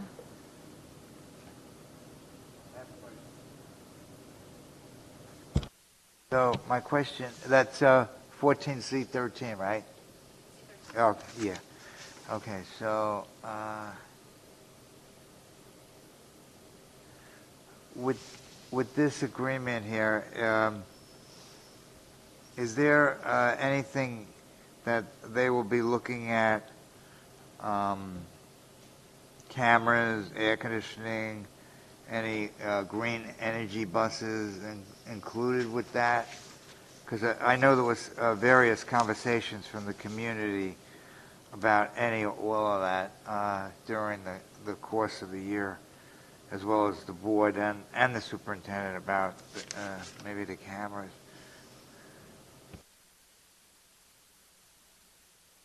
Busing is Dr. Rufo's specialty as well, so I'll let her address your questions. This is for participation in, for us, the district to participate in the BOCES bid for transportation. So I'm not aware of specifications in the bid specifically to electric buses, if that's the question. And we use BOCES, we participate in this bid mostly for potentially runs that come up that we don't have an opportunity to bid for. We collectively can pool our students, perhaps purchase a seat on a bus if that is needed. So I would say they're used sporadically, but I do not believe, we can check to see if there's any of this sort of sustainable energy as part of it, but I do not believe there was. So, Dr. Rufo, is this just an agreement that we may enter into, or we will be doing the bus contract through BOCES? That's what I'm trying to also understand. Yes, it does not obligate us to. It is a participation in the bid to be used if it's determined that we need to. Thank you. Mr. Rotolo, did you have a question also? Can you speak into the microphone? Yes, my question was, I know we renew all our contracts July 1st, so that's why I was confused too, because were we also putting in a new contract, or what changed? That's why I was also confused. Yeah, so our main contractor, you're correct, is with Huntington Coach. This is for participation in a bid that they're going to start. So typically, BOCES bids once a year as well, and they and so this is an authorization to participate in that. It does not obligate us to choose the transportation, because at this point in time, we don't know what additional routes may come up. So is this like a supplement to what we currently Correct. have? It's a supplement. So it's not like it's overriding our current agreement? Absolutely not. Okay. So this is just in case? Just in case. Busing, Right, if we... Current provider can't do it, so we would be able to... Correct. use it. Okay. Thank you. Thank you. Are there any other questions on this item? All in favor? Opposed? Any abstentions? C14 is the authorization of board motion for BOCES Technology Program Project. May I have a motion, please? Mr. Feldman, seconded by Ms. Levitan. Are there any questions? Mr. Rotolo? Same question that I had for the busing is with this. Again, is it... This is obligating us. This is a contract between the district and BOCES for the provision of Chromebooks and laptops. I had mentioned during the budget presentation that there is an allocation for a 5-year project. This would be approval of that project. Okay. And then I know we use BOCES for technology. Do we also get other bids to see what else is out there other than with BOCES? Do we have a competitive bid with this or any other?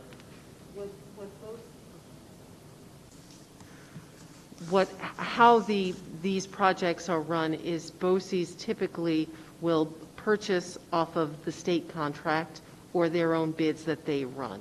So if the district were to purchase on their own, they would also use a state contract, do their own bids. So this is BOCES sort of using bids or their own bids, which are cooperative for a larger, for a larger group. Are there any other questions on C14? All in favor? Opposed? Any abstentions? C15 is the resolution for contract regarding BOCES project for instructional technology services. May I have a motion, please? Ms. Falco, seconded by Ms. Chang. Are there any questions? All in favor? Separate also, right? This is separate than the Chromebook, right? This is the technology services? There are two resolutions for the project. The first is the motion, if we're looking at C14, and that is the same, or a similar, and then it's a resolution for the contract. What is that? Why is that? It's one is authorizing it, and then one is the specific amount on the second one. That's okay. Are there any other questions on C15? All in favor? Opposed? Any abstentions? C16 is the award of bid for electrical construction. May I have a motion, please? Mr. Gershon, seconded by Mr. Feldman. Are there any questions? All in favor? Opposed? Any abstentions? C17 is the award of bid for HVAC construction at Syosset High School. May I have a motion, please? Mr. DiFilippo, seconded by Mr. Gershon. Are there any questions? All in favor? Opposed? Any abstentions? C18 is the authorization for a donation of river rocks. May I have a motion, please? Ms. Falco, seconded by Mr. Feldman. Are there any questions? All in favor? Opposed? Any abstentions? C19 is the disposal of broken, surplus, and or obsolete equipment and books. May I have a motion, please? Mr. DiFilippo, seconded by Mr. Falco. Are there any questions? All in favor? Opposed? Any abstentions? May I have a motion to adjourn the meeting? The two in front. Thanks, everyone, for your time. Good night. It's a marathon.